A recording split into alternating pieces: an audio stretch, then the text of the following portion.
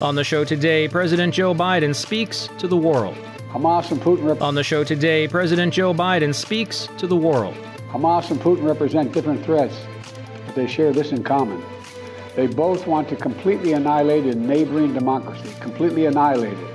Plus, fears of a widening Mideast conflict grow as the U.S. shoots down missiles and drones launched from Yemen. The missiles and drones were launched by Iran-backed Houthi forces in Yemen and were believed to be on a trajectory toward Israel. And later, what do we know about the explosion at the hospital in Gaza, and how do we know it?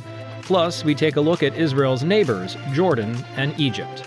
Today is Friday, October 20th, and this is VOA's International Edition.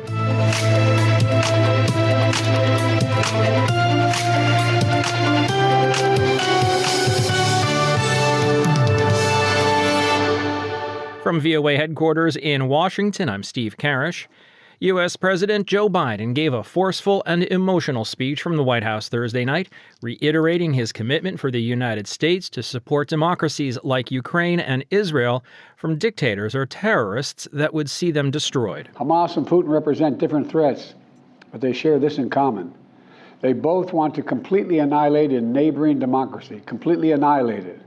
Hamas' stated purpose for existing is the destruction of the state of Israel and the murder of Jewish people. Hamas does not represent the Palestinian people. Hamas uses Palestinian civilians as human shields, and innocent Palestinian families are suffering greatly because of them. Meanwhile, Putin denies Ukraine has or ever had real statehood. He claims the Soviet Union created Ukraine.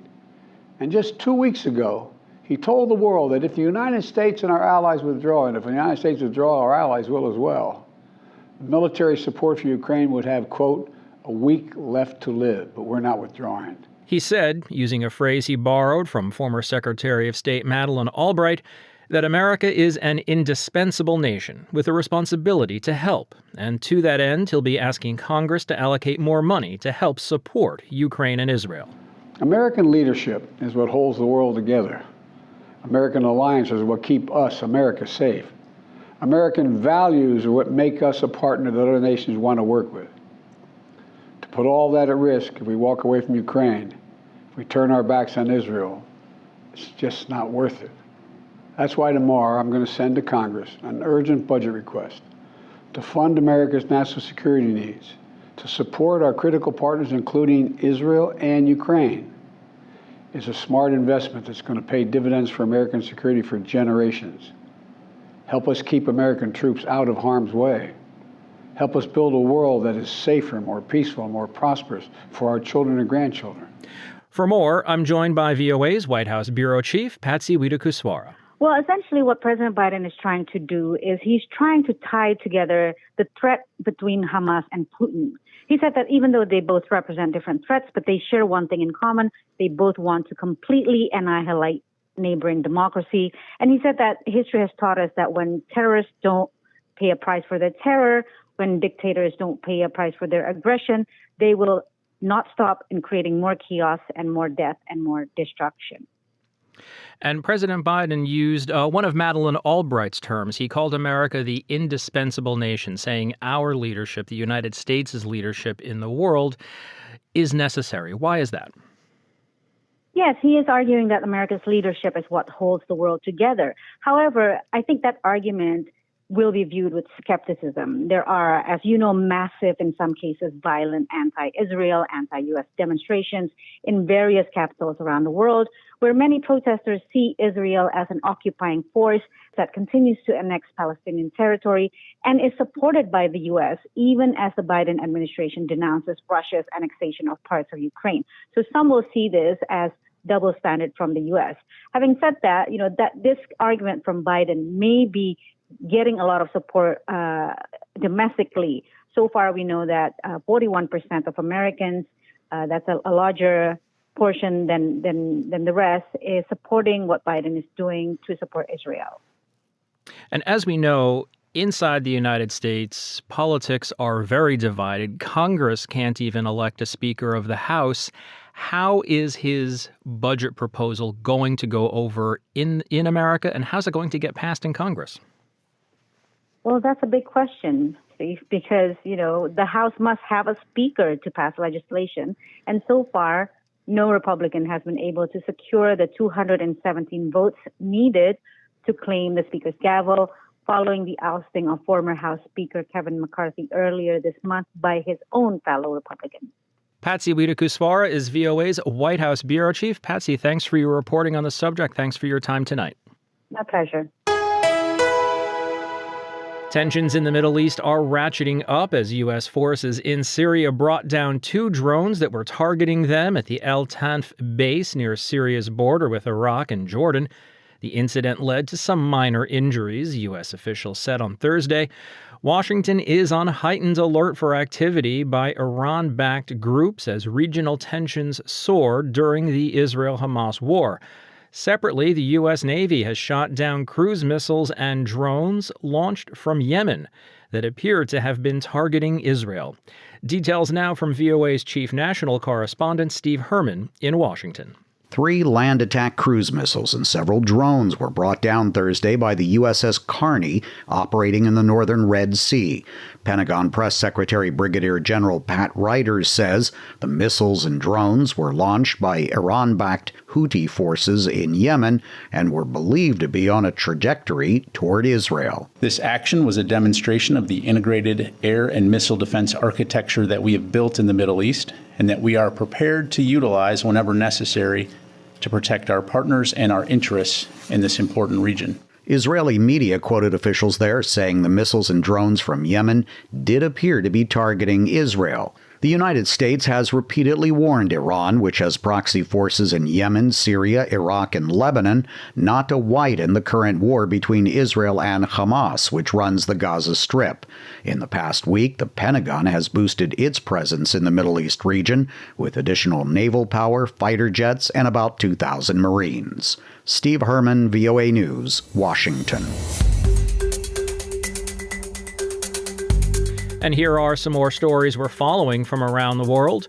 The Republican-led U.S. House of Representatives is still leaderless. Hardline conservative Republican Jim Jordan pressed ahead with his floundering bid to be Speaker of the House on Thursday, this after his fellow Republicans abandoned a backup plan that would allow the leaderless chamber to resume business. The House will hold a third Speaker vote when it opens for business at 10 a.m. local time on Friday. Jordan has come up short in 2 votes so far.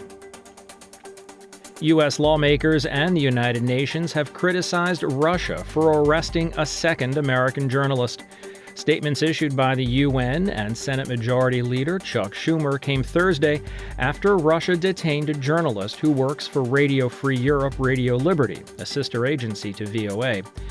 Alsu Kurmasheva, who holds dual American-Russian citizenship and is an editor for RFE-RL, was accused of failing to register as a foreign agent. The journalist, who traveled to Russia in May for a family emergency, was briefly detained in June at an airport, and her passports were confiscated. She was arrested Wednesday and, if convicted, could face up to 5 years in prison. Burkina Faso's health ministry has declared a dengue fever epidemic amid the deadliest outbreak in years. There have been over 50,000 suspected cases and 200 deaths attributed to the mosquito-borne illness this year, the ministry said, mostly in the urban centers of the capital Ouagadougou and Bobo Dioulasso. It said that about 20% of the cases and deaths were recorded last week alone. The aftermath of the blast at a hospital in Gaza was truly heartbreaking to see. And along with the physical and emotional damage to the building and the people in Gaza, there was considerable political damage as well. Authorities in Gaza blame Israel for the blast.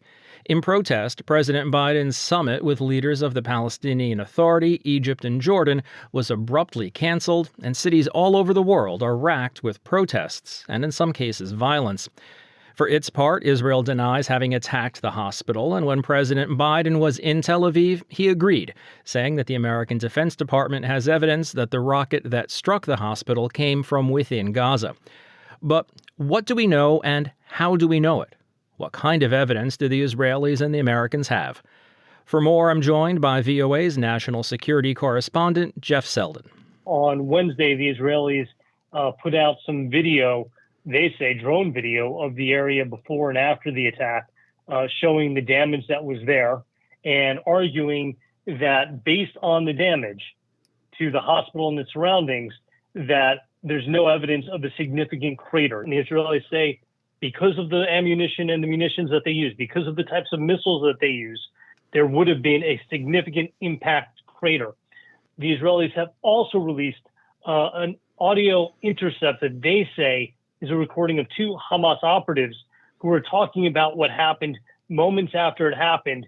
And according to what the dialogue on this intercept, one says, they're saying that this rocket belongs to Palestinian Islamic Jihad. And he's asked, is that true? And then he responds, it looks like it. So they have that audio recording that's been put out.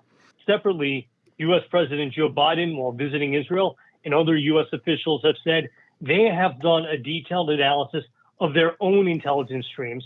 Some of that includes open source material, but they've also looked at overhead imagery, likely satellite imagery, and other information that they have, and they've determined that Israel simply was not responsible. Now, needless to say, Hamas and the authorities in Gaza dispute the Israeli and the American intelligence. What evidence are they putting forward? Well, Hamas has put out various claims saying that it wasn't them, that it clearly was Israel. Some of the information and some of the arguments that Hamas has put out they argue that their missiles, their rockets are what they call somewhat primitive and simply don't have the destructive power to kill hundreds of people at a time. And they also point to things like warnings from Israel that Israeli troops and Israeli forces gave to hospitals in the Gaza Strip, warning of potential airstrikes because of, the Israelis say, these were done because of targets they identified in proximity to the hospitals. But Hamas is using these calls and these warnings and saying shows Israel's intent to bomb hospitals on purpose. Now, needless to say, emotions are running high around this particular attack and, of course, the conflict in general. How will this be resolved? It doesn't seem to me like one side will ever believe what the other side has to say. How is this going to be adjudicated? The questions of adjudication are probably going to be left to some sort of international court, some sort of tribunal, or the court of public opinion at large, because the sides have already been drawn. We've already seen that the explosion at the hospital, which did kill innocent Palestinian civilians, Hamas has said up to 500. The U.S. has said less. There are reports from Europe saying that it's even less than 100, that maybe only a few dozen civilians have been killed. Whatever the truth on the ground is, this has inflamed tensions in a region that was already tense, that was already emotionally boiling over due to the conflict between Israel and Hamas and the plight of the Palestinians who are caught in between. And one of the questions is, how much will the U.S. try to do to get out ahead of a narrative that the U.S. and Israel believe is false? And we've seen in the past with Russia, for example, the U.S. has been willing to declassify intelligence, to put it out there, to illuminate what they say Russia was doing in terms of the invasion of Ukraine. It's something the U.S. has said it will do again. Is this a situation where releasing the information, the intelligence that the U.S. is looking at, might be helpful? We've been asking U.S. officials, but so far we haven't heard whether or not there is anything that they can put out there, that they feel they can put out there, that will turn the tide of public opinion and help tensions in this region start to simmer from the boils. Jeff Selden is VOA's national security correspondent. Jeff, thanks for your analysis. Thanks for your time on this story. Anytime.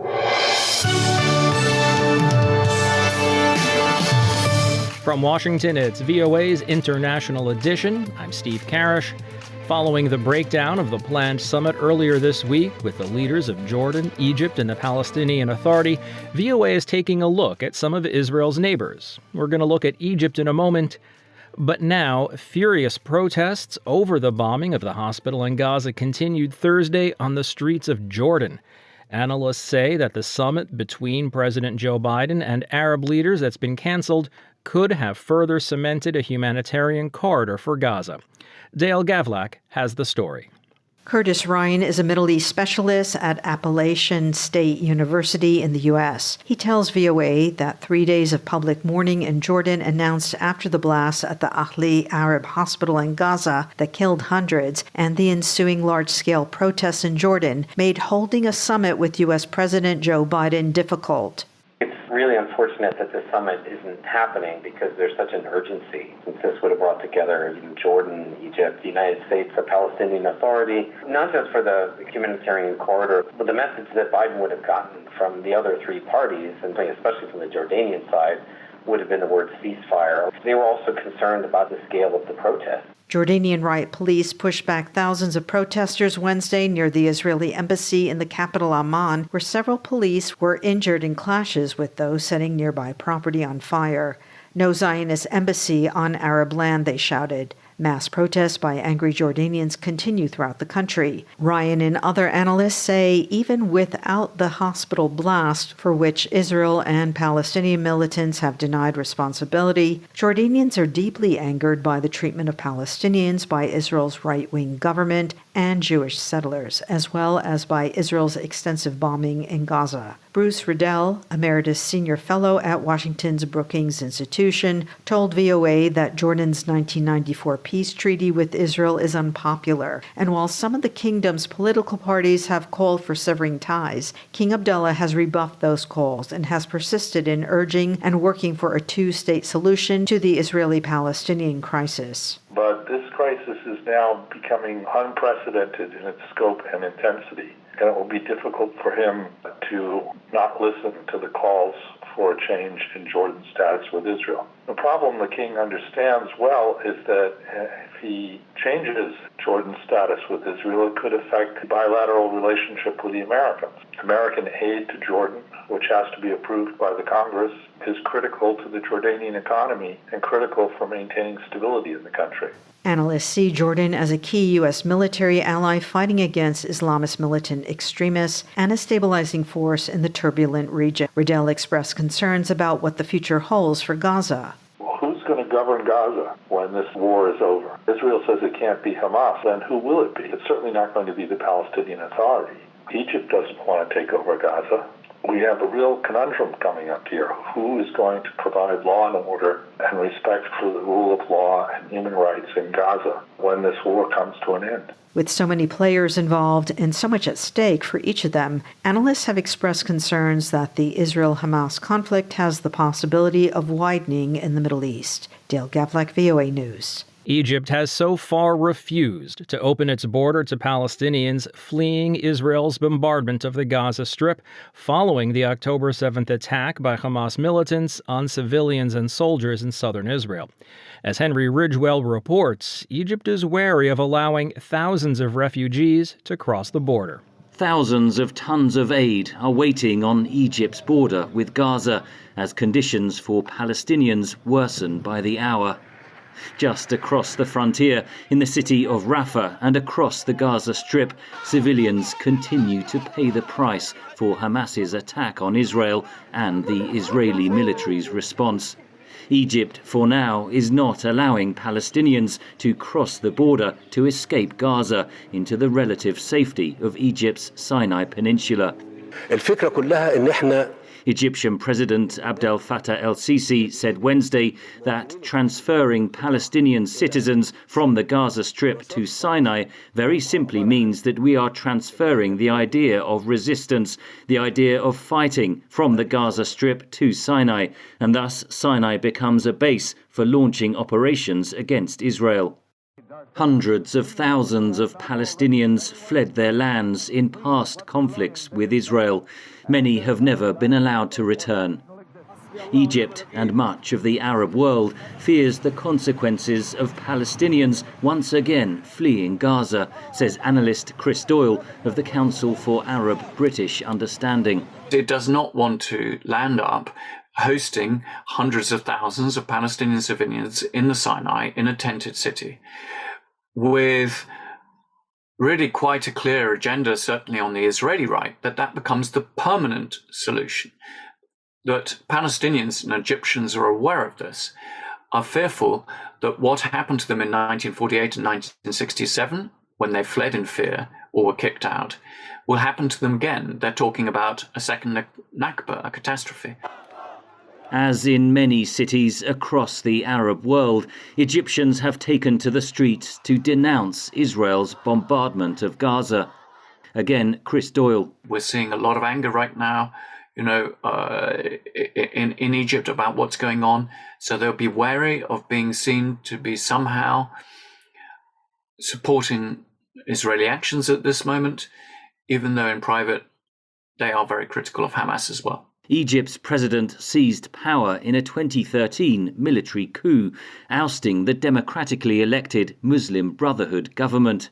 Yossi Mekelberg of London's Chatham House. Let's not forget that Hamas is an offshoot of the Muslim Brotherhood. And the more we see death among civilians, Palestinian civilians, the more people will go probably to the street, and it can really inflame the political situation in Egypt. And that's why it's actually the Egyptian interest to mediate a ceasefire and mediate quickly. While Egypt has dialogue with Hamas, it is also able to talk to Israel. Again, Yossi Mekelberg. Strategically, there is great understanding between Israel and Egypt over the last 10, 11 years.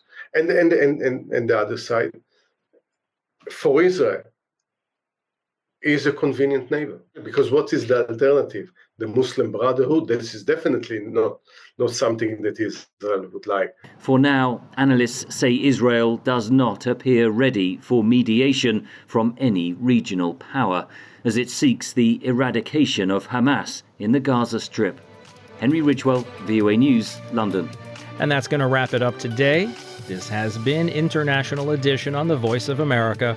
On behalf of everyone at VOA, thanks for joining us. For pictures, stories, videos, and more, follow VOA News on your favorite social media platform and online at voanews.com. Until next time, I'm Steve Karish in Washington. Stay safe and have a great day.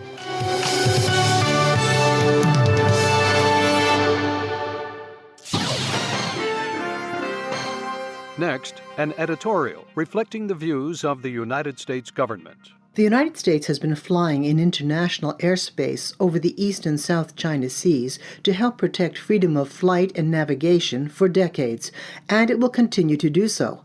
However, recent dangerous behavior by Chinese pilots have shown a determination by the PRC to coerce a change in lawful U.S. operational activity, said Eli Ratner, Assistant Secretary of Defense for Indo-Pacific Security Affairs.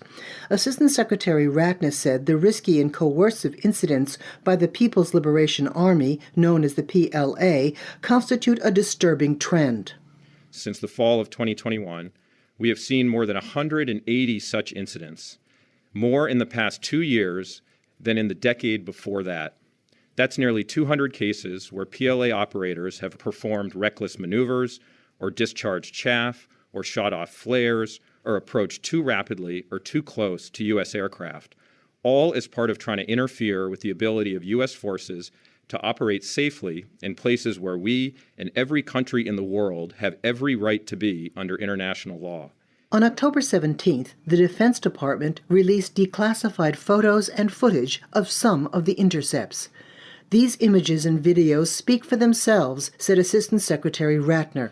The skill and professionalism of American service members should not be the only thing standing between PLA fighter pilots and a dangerous, even fatal accident. And yet, time after time, that is exactly what has prevented a disaster in the East and South China Seas. The allies and partners of the United States welcome the American presence in the region, Secretary Ratner said, because it advances our shared vision for a free and open Indo-Pacific. By contrast, the PLA's coercive and risky behavior seeks to intimidate and coerce members of the international community into giving up their rights under international law. Assistant Secretary Ratner noted the United States has tried to reestablish high-level military-to-military communication with the PRC to prevent competition from inadvertently veering into conflict, and that the U.S. would keep up those efforts. He emphasized, however, the United States will continue to fly, sail, and operate safely and responsibly wherever international law allows. Our forces have helped sustain peace and stability in the Indo-Pacific for decades, and we will continue to do so every day. That was an editorial reflecting the views of the United States government. President Joe Biden makes the case for continuing support for Ukraine. If we walk away and let Putin erase Ukraine's independence, would-be aggressors around the world would be emboldened to try the same. The risk of conflict and chaos could spread in other parts of the world, in the Indo-Pacific, in the Middle East, especially in the Middle East. Plus, a pro-democracy group is working to gain back Republican support to fight authoritarians like Vladimir Putin. The Republican Party of today, which is Donald Trump's Republican Party, does not stand up to authoritarians. Donald Trump does not stand up to Vladimir Putin. So that is one of the reasons for why we are where we are today. And later in the program, the latest on Russia's detainment of yet another American journalist. Today is Friday, October 20th. From the Voice of America, this is Flashpoint Ukraine.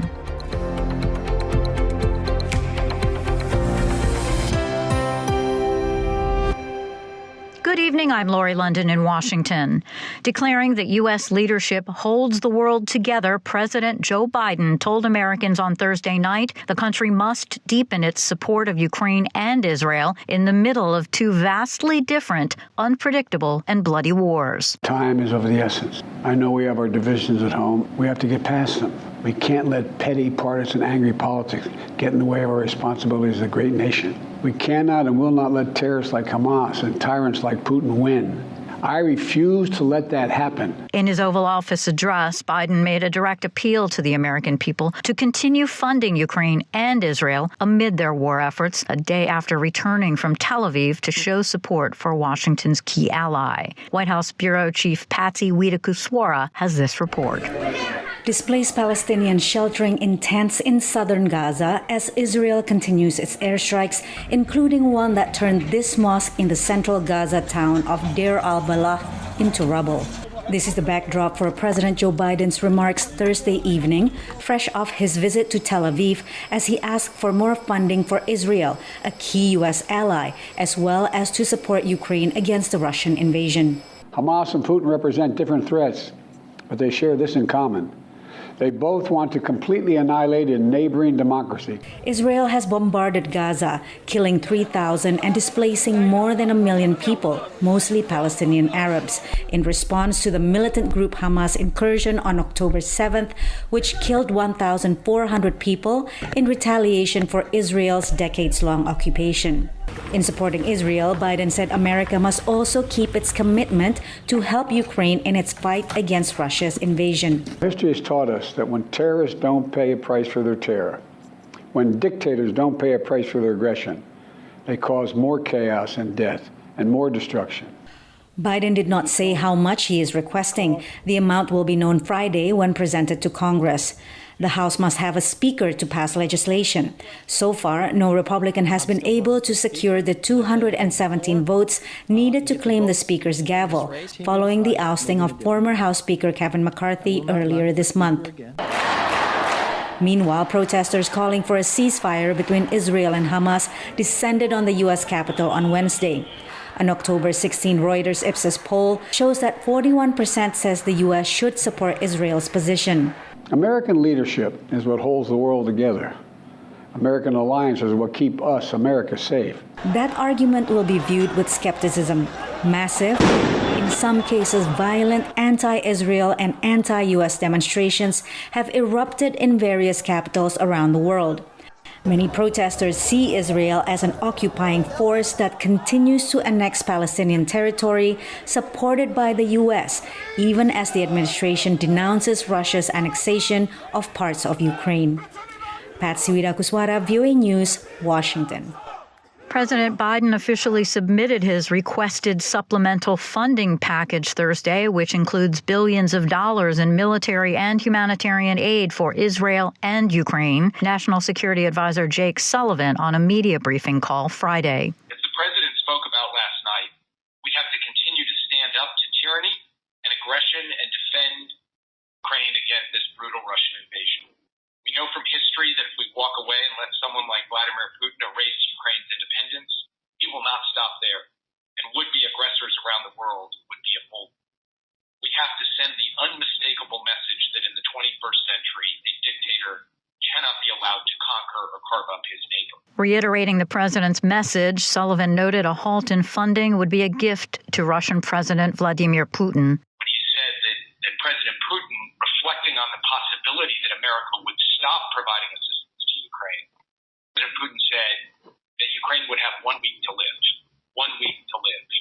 Putin is betting that the United States will walk away from defending its democratic partner Ukraine, walk away from the coalition of countries it has built over the last 18 months, and Joe Biden and the American people are going to prove Vladimir Putin wrong, and we're asking Congress to join us in that. He added that the weapons and military aid the U.S. and its allies and partners have provided for Ukraine over the past few years have made a tremendous difference in battles for Kyiv, Kherson, and Kharkiv. Biden faces an array of steep challenges, though, as he tries to secure the money. The House remains in chaos because the Republican majority has been unable to confirm a new leader in order to vote on any funding. Conservative Republicans oppose money for sending more weapons to Ukraine, but not all members are against the aid. Tatiana Voroshko with VOA's Ukrainian service spoke with Gunnar Raymer, spokesperson for the group Republicans for Ukraine, on why it's working so hard to garner renewed support from voters. To remind those traditional Republicans out there that supporting democracy both here and abroad is a central tenet of the Republican Party of the past, and that Republicans should once again embrace that. The House of Representatives is still in the middle of trying to elect the speaker. Jim Jordan is their nominee. They're going to be another vote. Your organization graded him as F on Ukraine. What would be your notes to accompany the F mark? Jim Jordan has taken a series of votes against supporting Ukraine and has made comments that lack support for Ukraine as well. And we gave him an F on the report card because we think that if you are an F on the report card, and we've called for the next Speaker of the House to be someone that supports Ukraine, and I'm optimistic that Patrick McHenry would be more supportive of Ukraine. He has a B- on our report card. So I really hope that in the interest of Ukraine that Jim Jordan is not the next Speaker of the House. If he is a speaker, would it just kill all Ukrainian legislation? Jim Jordan has done nothing to prove that he would do anything to support Ukraine. So that would be my fear. Should Jim Jordan be the next Speaker of the House, I think that support from Congress for Ukraine is in serious jeopardy. We expect the joint aid package for Israel and for Ukraine, and maybe also additional help for Taiwan and for southern border. Would it be possible for this package to go through the House of Representatives, even if Jim Jordan is a speaker? Even with the joint package, my fear is after McCarthy's ouster as Speaker of the House, that Republican rank-and-file members are afraid of this very loud minority within the Republican Party, like Matt Gaetz, that have sent a signal to Republicans that if they support Ukraine, it puts their job in jeopardy. So that is my concern, that Republican rank-and-file members of Congress will be concerned over this minority but very loud wing of the Republican Party that have overtaken the right-wing infotainment media space. But what about the other minority or majority of those Republicans who do support Ukraine? Don't they have a voice? They do have a voice, and I hope they use their voice. When you look at our report card, there's a lot of A's, but there's a lot of D's and F's, and I think that it shows just how split the Republican Party is on this issue. Again, my fear is that these A's and B's are afraid of alienating their constituency, this loud Donald Trump type of Republican primary voter,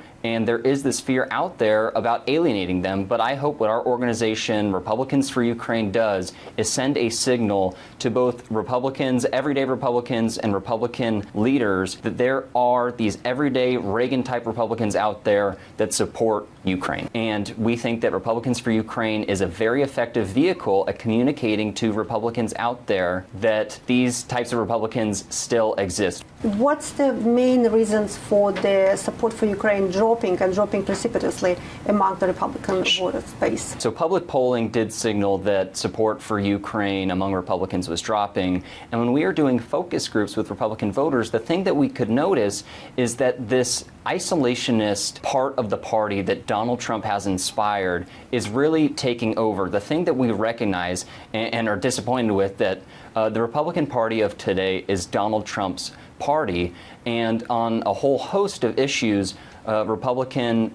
everyday Republicans are going to follow Trump. And as Trump continues to be more isolationist, as Trump refuses to stand up to Vladimir Putin, it's unsurprising at this point that there are Republicans out there that are beginning to wane their support for Ukraine. But what we hope our campaign does is fight back and push back against it by giving everyday Republicans the permission that, look, there are these Republicans out there that look and sound just like you, and this is how they feel about what we think is a very important issue. But what drives it? I mean, like, is it they just don't want to spend money, or they just like dictatorship regimes like in Russia? They don't like Ukrainians because they fight for democracy. Republicans like Ronald Reagan, and there still are some establishment Republicans out there, used to stand up to authoritarianism. That was the leading drive of the Republican Party. The Republican Party of today, which is Donald Trump's Republican Party, does not stand up to authoritarians.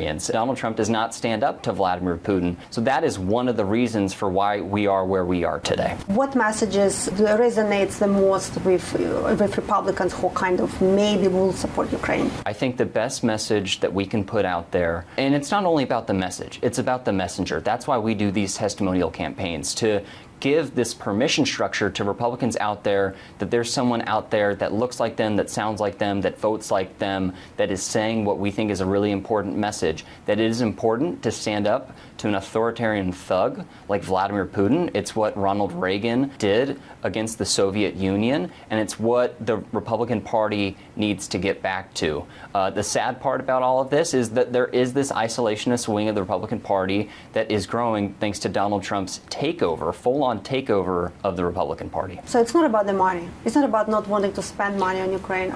I think some of it can come down to money. When you look at what Donald Trump says, he says America first, and I think that some Republicans feel that you're not putting America first if you're spending money elsewhere. We hear this in the focus groups all the time with Republican voters. Why are you spending money elsewhere when we could be spending money here? Because there is this very deep frustration with Republican voters about Joe Biden, the economy, inflation, gas prices. Even if economic indicators in our country are getting better, that doesn't mean that voters are perceiving that they are getting better, and I think that that's playing a major role. The argument which administration is giving is that it is in the U.S. national security interest. Do Republican voters hear this message? No, they don't. The thing about Republican voters is oftentimes they silo themselves in the media they consume. They are watching programming. They're only going to hear what they want to hear, and in the focus groups we hear them regurgitate those talking points back to us. But I will just say what we think is an incredible effective line of messaging is that for 5% of a defense budget, we were able to help Ukraine defeat about 50% of Vladimir Putin's army, and we think that that is a very strong investment because it is in the vital interest of the national security in the United States to stand up to someone like Vladimir Putin, to send a signal to China that you can't mess around with the United States. Gunnar Raymer, spokesperson for the advocacy group Republicans for Ukraine, speaking with VOA Ukrainian Services' Tatiana Vorozko. President Biden welcomed European Council President Charles Michel and Ursula von der Leyen, President of the European Commission, to the White House on Friday for his second U.S.-EU summit since taking office. The U.S. commitment to Ukraine has become a central question between Biden and the EU leaders. Associated Press correspondent Karen Shamus reports. Saddled with a dysfunctional Congress, President Joe Biden has the task of assuring EU leaders that the U.S. can deliver billions of dollars worth of aid to Ukraine and Israel Israel. The promise depends on whether or not Biden can get a budget through Congress, a tough task given the recent political chaos in the US. The House lacks an elected speaker, and differences with some Republican lawmakers over aid for Ukraine could force a federal government shutdown in November. In a televised address to the American people, the president said he would send an urgent funding request to Congress, adding, "It's a smart investment that's going to pay dividends for American security for generations." European Council President Charles Michel expressed optimism that Biden can deliver on his promises to help arm and financially support Ukraine. I'm Karen Shamas. A United Nations Commission of Inquiry on Ukraine said Friday it had found additional evidence that Russian forces had committed, quote, indiscriminate attacks and war crimes in Ukraine, including rape and the deportation of children to Russia. The report submitted to the UN General Assembly listed deadly attacks on residential buildings and civilian targets in a number of cities. The commission said it had documented cases of rape, quote, with the use of force or psychological coercion. Russia has vigorously denied committing atrocities or targeting civilians in Ukraine. You're listening to VOA's Flashpoint Ukraine. I'm Lori London. Despite daily Russian attacks across Ukraine, there are indications that Kyiv is making headway in its counteroffensive. For details, I spoke with Anna Chernikova in Kyiv. This last couple of days, we're discussing mostly Kherson region and the area of Avdiivka in the eastern part of Ukraine, in the eastern front line. And as we hear every day that Kherson region is under very intensive shelling by the Russian forces, at the same time, we're hearing that Ukrainian forces had certain advance on the left bank of the river of Dnipro, which is still under Russian control. So basically, Ukrainian forces managed to kind of getting through this defense lines by Russian forces. And this was also confirmed by the Institute for the Study of War and indirectly confirmed by the Ukrainian officials. And today we are hearing again, so this Friday, we're hearing from the Institute for the Study of War that actually these actions by Ukrainian forces look much more massive than they used to be, and they're confirming that this is not just another tries of Ukrainians of this little operations that Ukrainians were putting through for the past months, but actually it looks like something more massive and more intense. At this point, we do not have direct comments or details from the Ukrainian authorities on that. However, they are confirming that Ukrainian forces are making certain advances and actions in that area. So we will be keeping our eye on that. But it looks that we might get some big updates from that area of counteroffensive sometime soon. We're also hearing that Russian President Vladimir Putin has announced that he's ordered fighter jets armed with hypersonic missiles for round-the-clock patrols over the Black Sea. That sounds pretty threatening. Well, in his latest speech, President Putin actually was kind of threatening the whole world that he would place his MiG fighters in the Black Sea international water, and that basically these fighters, as he said, that these fighters, just for everyone to understand, that these fighters are carrying Kinjal missiles, which can actually destroy any petrol ship and fighter ship and so on and so forth on the sea. And this was he was saying this in his usual manner, in this threatening manner. And at this point, satellite images actually confirm that Russia has placed 4 MiG fighters in Sevastopol at the airfield, Belbek airfield in Sevastopol, which is the main airfield in that area. There is no confirmation if they are carrying Kinjals or not, but at least we can see from the satellite images that they are there. And also Ukrainian spokesman of the Ukrainian Air Force, Yuri Ignat, basically commenting on that, he said that this is definitely increasing tension, but it does not fundamentally change anything for the Ukrainian defense forces. What is important to mention here is that this is another example why Ukraine is set to liberate Crimea and why Ukraine do not want to discuss any other option, because basically Crimea is currently a huge military hub for Russia, and it's not only Ukrainian problem, but as we can see, it's also a problem for the rest of the world if Russia would place their equipment there on the regular basis. So, this is another reason why Ukraine is set to liberate the peninsula and is set to continue with the actions and with the attacks on the peninsula. Anna Chernikova reporting for VOA from Kyiv. We thank you so much. Thank you. As Russia's relationship with China deepens and the conflict between Israel and Hamas intensifies, Washington's ability to prevent a wider war is becoming more complicated. VOA's senior diplomatic correspondent Cindy Sain has more. President Joe Biden was warmly embraced by Israeli Prime Minister Benjamin Netanyahu on Wednesday as he made a high-stakes wartime visit to demonstrate U.S. solidarity after the brutal October 7th attacks by Hamas militants on Israeli civilians. But the explosion that killed hundreds of Palestinians Tuesday night at a Gaza hospital thwarted any such embrace from Palestinian President Mahmoud Abbas or Jordan's King Abdullah, who canceled their planned meetings with Biden. Both Israel and Hamas deny they are responsible for the hospital blast. In Israel, Biden persuaded Netanyahu to allow international humanitarian aid in to help Gaza's 2.2 million residents, who are in desperate need of food, water, and fuel, saying he hoped crossings will begin Friday. Israel agreed the humanitarian assistance can begin to move from Egypt to Gaza. Protesters took to the streets in Istanbul and many other cities across the world Wednesday and Thursday in support of Palestinians and against Israeli attacks on Gaza. Some protesters also expressed outrage at the United States for backing Israel, despite intensive shuttle diplomacy by Secretary of State Antony Blinken, who met with Arab leaders across the region. While Blinken and Biden were visiting the Middle East, Russian President Vladimir Putin was welcomed to Beijing by Chinese leader Xi Jinping. Addressing the Israel-Hamas conflict, Putin said that the growing number of world conflicts strengthens ties between Moscow and Beijing. Russia and China have refused to condemn the Hamas attacks on Israeli civilians. One expert told VOA this crisis has shown that the U.S. is now the only superpower in the Middle East. Michael Kimmage is a professor of history with the Catholic University of America. He spoke to VOA via Zoom. It is the only superpower that has real military assets, and that's not just assets that it's going to give to Israel in the conflict. It's the 2 aircraft carriers in the Eastern Mediterranean.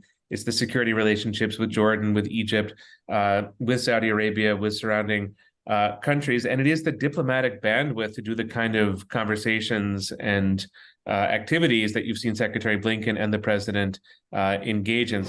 Russia and China are working together to upend the global order established after the Second World War. Former Deputy National Security Advisor Matthew Pottinger told VOA. And now that she is hosting Vladimir Putin in Beijing, it's a continuation of this deepening partnership to try to drive chaos in Europe, to drive chaos in the Middle East, to eventually try to drive chaos right in China's front yard. But another expert told VOA that, unlike Russia, China's interests in the Middle East may be more in line with America's. Brian Katulis is a senior fellow and vice president of policy at the Middle East Institute. He spoke to VOA via Zoom. And the end. I think China's interest in the Middle East is not for more war and instability, because they're even more dependent on the energy resources of the region. Katulis said that the decision by Palestinian and Egyptian leaders not to meet with Biden so soon after the hospital explosion is not necessarily a sign they are not willing to work with the United States, but that they are sensitive to the reactions on their own streets. Cindy Sain, VOA News. A Russian-American journalist was ordered Friday to be detained for another 3 days on charges of failing to register as a foreign agent, according to Russian media. State Department spokesman Matthew Miller briefed reporters. We are aware of reports concerning the detention of Alsu Kurmasheva in Russia. Whenever a U.S. citizen is detained overseas, the department works to provide all appropriate assistance. We have not been officially notified by the government of Russia about this arrest yet, but this is a case we have been tracking. Alsu Kormasheva, an editor for the U.S. government-funded Radio Free Europe Radio Liberty, appeared in court in the central Russian city of Kazan Friday. This appears to be another case of the Russian government harassing U.S. citizens, which is why we continue to have a level 4 travel warning. Kormasheva is the second U.S. journalist detained in Russia this year after Wall Street Journal reporter Evan Gershkovich was arrested on espionage charges in March. And that'll do it for us today, but stay up to date with continuing coverage of Ukraine and news from around the world 24 hours a day at voanews.com. And on social media, just follow VOA News. On behalf of all of us here at VOA, we thank you so much for listening. Until next time, I'm VOA's Lori London.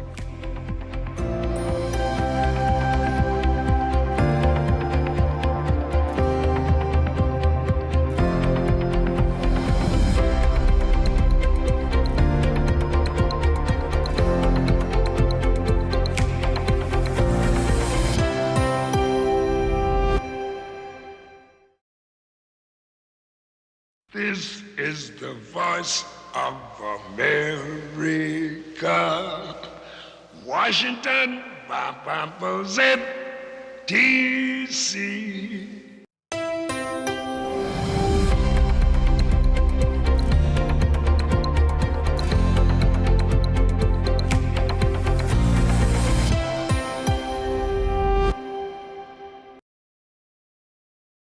On the show today, a second convoy of 14 aid trucks entered the Rafah crossing to Gaza Sunday.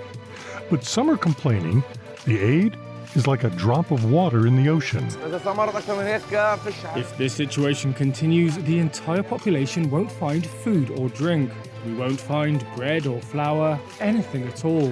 Two top U.S. officials warned Iran and its allies against any escalation in the wake of Israel's war with Hamas. If Iran enters, you have to predict that the United States is going to enter that war. Plus, elections in Argentina and Venezuela, and shoes for children in sub-Saharan Africa.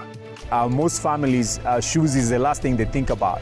Today is Monday, October 23rd, and this is VOA's International Edition. I'm Scott Walterman. Israel bombarded Gaza with airstrikes early Monday, and its aircraft struck southern Lebanon overnight, as Israeli Prime Minister Benjamin Netanyahu convened a meeting of his top generals and his war cabinet to assess the escalating conflict. With the violence between Israel and Hamas raging unchecked, Iran said the region could spiral out of control, and Israeli Prime Minister Benjamin Netanyahu issued a stark warning to Lebanon's Hezbollah, saying getting involved would be the mistake of its life. VOA's Linda Gradstein is in Jerusalem and spoke with Steve Miller about the current situation. Well, Israel is continuing to bombard Gaza, certain North Gaza. It's told civilians to leave, and more than 500,000, or about 600,000, have left and moved to South Gaza. However, there are still about 350,000 Palestinian civilians in Gaza. The Hamas leaders are actually believed to be in tunnels and in bunkers underneath the streets. Whole areas of Gaza have been leveled. The first 20 trucks of humanitarian aid did get in on Saturday, and there's another convoy of trucks that's at the Egyptian side of the Gaza border and is expected to come in the next day or so. And then, the United States says that Israel has agreed to let humanitarian aid into Gaza. Now, for Israel, the biggest issue right now is the hostages. There are 212 hostages believed being held by Hamas, and believed to still be alive. And that for Israelis, it includes women, it includes children. There was a 1-year-old, a 4-year-old. And so that's Israel's first priority. 2 hostages were released on Friday who were American citizens who were just visiting Israel. They don't live here, but Qatar is behind trying to mediate some sort of a prisoner, letting the hostages out from Hamas. Israel continues continues to say that a ground invasion is going to happen. There are tens of thousands of troops massed right outside Gaza, but Israel has held off on that ground invasion, partly because of pressure from the United States. Linda, there's also widespread concern that this conflict could expand and draw more Middle Eastern countries. There has been some skirmishes on the Lebanese border. What do we know about conflict zones outside of the Gaza Strip? So the border between Israel and Lebanon has definitely been heating up lately. Israel has killed about a dozen Hezbollah fighters, and Hezbollah has launched rockets and missiles and anti-tank fire at Israeli soldiers. Israel has evacuated several dozen communities. All in all, there's about 200,000 Israelis who've been forced to leave their homes, either because their homes were near Gaza or because they were near the Lebanese border. So the question really is whether Hezbollah, and the bigger question is whether Iran is going to get involved. The United States has sent two carrier warships and to the area and has said that it does not want that conflict to spread. So far, the only real kind of danger other than Gaza, of course, is the Lebanese border. And I'm not sure if Hezbollah has really made a decision to enter the fight. If it does, not only would that force Israel to be fighting on two fronts at the same time, Hezbollah has some 150,000 rockets, including thousands of long-range rockets that can hit almost all of Israel. So Hezbollah would present quite a serious threat if it does decide to get involved. Linda Gradstein reports for VOA from Jerusalem. Linda, thank you very much for your time, and please continue to stay safe. Thank you very much. VOA's Linda Gradstein in Jerusalem talking with VOA's Steve Miller. Fears that the Israeli-Hamas war could mushroom into a wider Middle East conflict rose over the weekend, with Washington warning of a significant risk to U.S. interests in the region and announcing a new deployment of advanced air defenses. We get a sense of what a wider conflict might look like in this conversation between Craig Albert, professor of political science and graduate director of the Master of Arts in Intelligence and Security Studies at Augusta University in Georgia, and VOA's Kim Miller. It really depends on how bad the war gets, how full scale it could get, because right now you're looking at possibly a 3-front or even a 4-front war where you have Israel fighting against Hamas and Islamic Jihad in the Gaza Strip, fighting Hezbollah from Lebanon if they decide to enter the war fully. And indications seem like Hezbollah is preparing some offensive by moving some of their war material to the border. So it looks like they might join. And then depending on what Iran does, if Iran fully escalates and decides to go to war against Israel, you're talking about something that we haven't seen in the Middle East for 50 years, a full-scale, just regional-wide, if not larger war. Because if Iran enters, you have to predict that the United States is going to enter that war in some heavy capacity on the side of Israel. And also, it remains to be seen, as you point out, how Hamas is going to react with this possible ground invasion of Gaza. But there are backers as well to Hamas, such as Lebanon's Hezbollah, and as you mentioned, Iran. So how fully escalated could this get? Oh, this could be a full-scale, multiple front battle with land invasions, with force-on-force, full-scale infantry battles, artillery battles, things that we're seeing, not to the same scale unless Iran enters with Russia and Ukraine. But when we look at all the regional chess pieces at play, you have the Houthi rebels from Yemen firing at U.S. forces right now as well. That's what the U.S. is thinking, that some of these missiles are coming from, that they're shooting down. You have Iran and Syria fighting and firing drones and missiles at U.S. forces that are stationed in Iraq. So you're looking at some type of escalation where Israel and the United States are in some type of war that Israel and the United States has not seen in some time. So it has quite the possibility of becoming a huge problem, not just for the Middle East, but depending on what happens and how the United States and Iran plays, could lead to a global war. Well, there have been some diplomatic efforts initiated by regional powers, including King Abdullah II of Jordan and President Abdel Fattah el-Sisi of Egypt. International diplomatic stakeholders, such as the U.S., they've begun discussions with Israeli and Palestinian actors. How beneficial have these meetings been? I think they've been beneficial to the extent that they're starting to set up some type of corridors for at least some humanitarian assistance to be delivered to the Gaza Strip, kind of ease the suffering of the Palestinian civilians and citizens not involved in the combat. There is some talk of Hamas releasing the prisoners that they have right now if Israel can guarantee that they won't invade the Gaza Strip. I think that's past what Israel wants. I think Israel is going to invade, period, no matter what Hamas offers them. So I think that this was too big and too much of a catastrophic attack against Israel for Israel not to invade. So I don't think the negotiations will amount to much, except maybe keep external actors out of it and try to limit the war aims that Israel has by going into Gaza Strip. For instance, they pretty much have two war aims of possibilities. They can eliminate Hamas functionally, meaning they get rid of every Hamas member. They pretty much go through and just eradicate the Gaza Strip holdings where Hamas are located through air, land, and sea. Or they can target limitedly and only hit high-value targets, send in their special forces elements, and just take out as many as they can in low-scale, low-intensity combat. So negotiations might allow Israel to do the latter rather than the former, and that would ease the suffering and ease the humanitarian catastrophe that resulted in the Gaza Strip from a full-scale military onslaught. But that seems to be Israel's top choice right now, is to go in heavy-handed with everything they have. Professor Craig Albert at Augusta University and VOA's Kim Miller. With that conversation in mind, the United States underscored Sunday that its military presence in the Middle East is being boosted, as of now, only as a deterrent measure, but as we hear from VOA's Veronica Balderas Iglesias, the U.S. also warned it will swiftly respond to any imminent threats. As Israeli forces prepare for the next stages of their war against the militant Palestinian group Hamas, concerns of it becoming a wider conflict haven't subsided.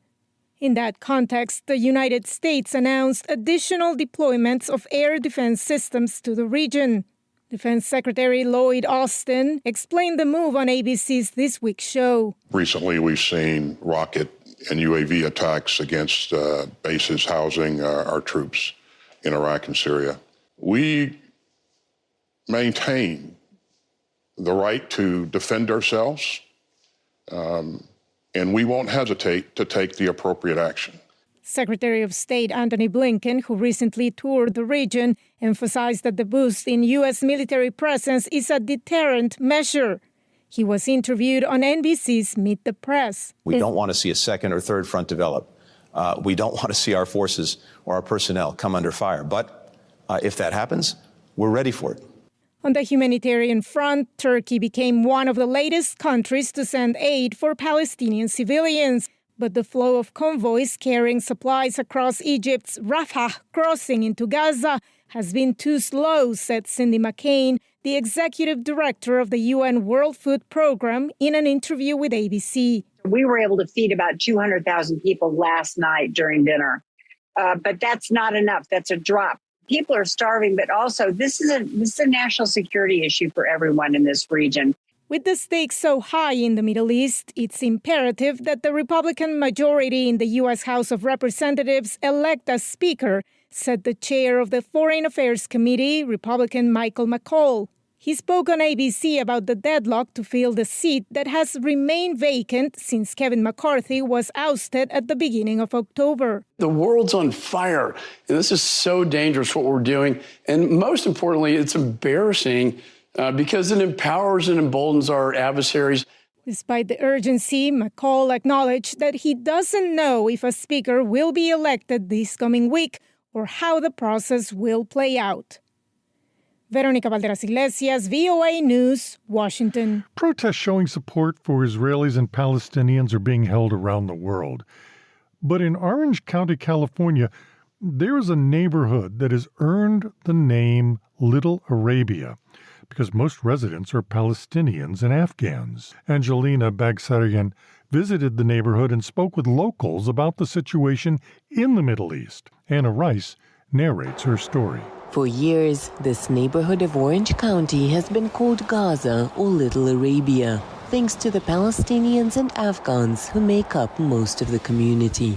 The family of Lebanese native Mustafa Alam opened a business here in the heart of Little Arabia over 2 decades ago. Today, he and his fellow business owners are putting out Palestinian flags in support of Gaza civilians. But I do have a lot of friends here from Gaza that comes in patron right here. That's an indication that we stand with Gaza. In the 1990s, Orange County was home to an annual Arab American festival. But after the tragedy of 9/11, the festivities were canceled due to anti-Muslim sentiment. Merva Judah, an American of Palestinian descent, says the reaction to the Hamas attack on Israel reminds her of those times. I don't feel safe here. I will live through 9/11 where my brothers and sisters were being chased in elementary school, being called terrorists. Now I'm here again, except now I'm being called more names. Animal, despicable, terrorist, pro-Hamas. Together with other members of the Palestinian community, Judah came to the office of U.S. Representative Katie Porter, demanding that the politicians support her community, many of whom are of Arab descent. Judah is clear in her condemnation of the Hamas attack. Of course, I condemn what Hamas did. Hamas isn't equal to Palestinians, and Palestinians isn't equal to Hamas. To me, lives matter. Whether it's an Israeli life or a Palestinian life, it matters. Rashad al-Dabak is an activist. He was the one behind wanting Little Arabia to get an official name. His father was born in Gaza and later immigrated to the U.S. with his family. We're gathering here today in front of the office of Congresswoman Katie Porter because we want her to speak out against the atrocities against the Palestinian people. And while Porter was not in her office, protesters say her aides did listen to the group's concerns. In the meantime, Little Arabia residents say they will continue to condemn violence and at the same time call for peace in the Middle East. For Angelina Bagdasaran in Los Angeles, Anna Rice, VOA News.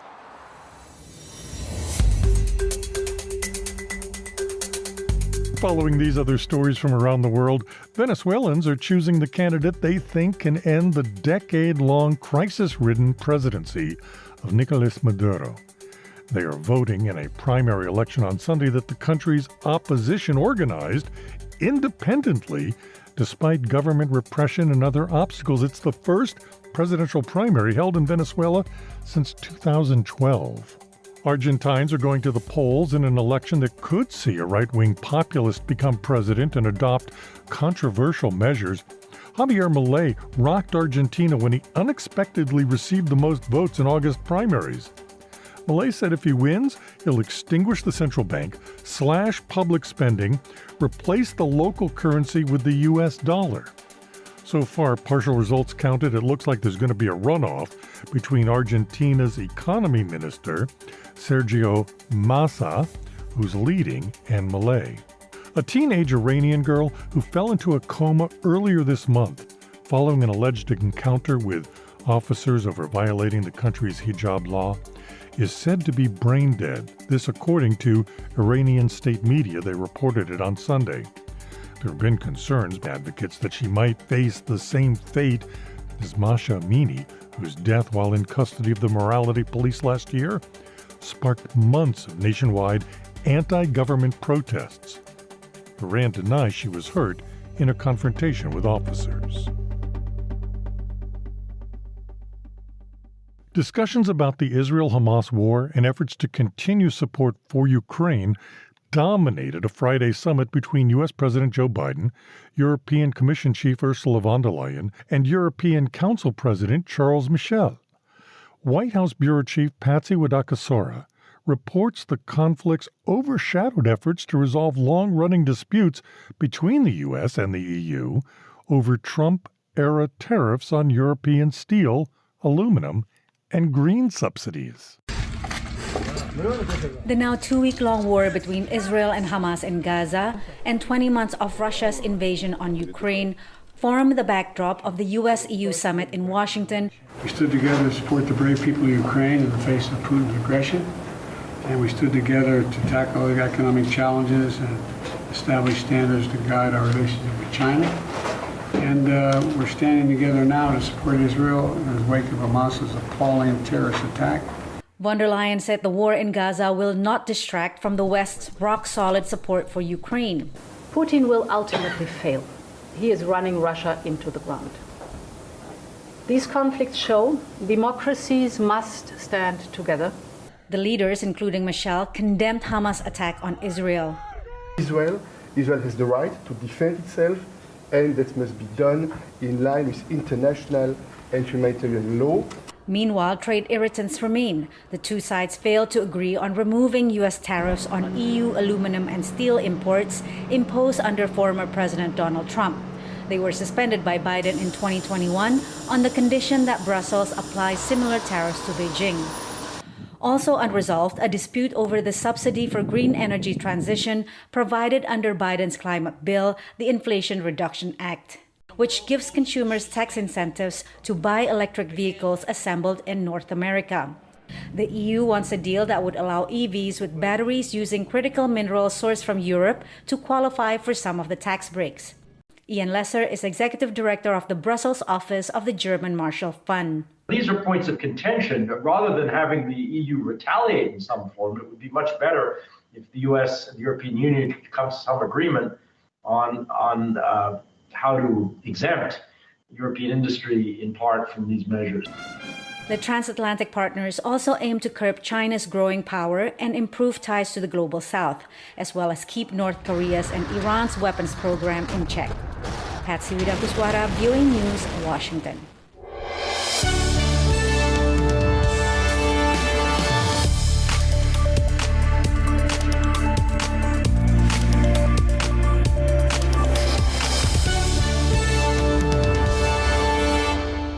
VOA's International Edition continues. I'm Scott Walterman.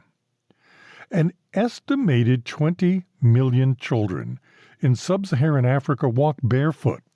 For many, shoes are a luxury they can't afford. Now, a U.S. charity called Because International is donating to school children some specially designed shoes that expand 5 sizes. They last for years. Juma Manjanga reports from Nairobi's informal settlements of Kibera, Kenya. At Karama Academy Primary School in Africa's largest slum, Kenya's Kibera, children sing songs of joy. Thank you for giving us shoes, they sing in Swahili. Most families, shoes is the last thing they think about. And so when a child is going to school, if they have probably some form of uniform, they will give the uniform, but the child will be barefoot. The shoe that grows, the name of the donated footwear, caters to the needs of growing children who live in poverty. Kids grow very fast, and the normal shoes tend to outgrow the normal shoes. That's why we came up with a shoe that grows. Where an estimated 20 million children walk without shoes due to high levels of poverty. Because International says it has distributed over 425,000 pairs of shoes in more than 100 countries. The primary objective, number one, is health, so that these children can stay healthy, but also to show them that someone really does care. The United Nations Sustainable Development Goal number 1 calls for ending poverty in all its forms, everywhere. While a pair of shoes may not sound like much to some, for the children of Kibera, it means more self-confidence and better health. Juma Majanga, VOA News, Kibera, Kenya. This has been International Edition on the Voice of America. On behalf of everyone at VOA, thank you for listening. For pictures, stories, videos, and more, follow VOA News on your favorite social media platform and online at voanews.com. I'm Scott Walterman.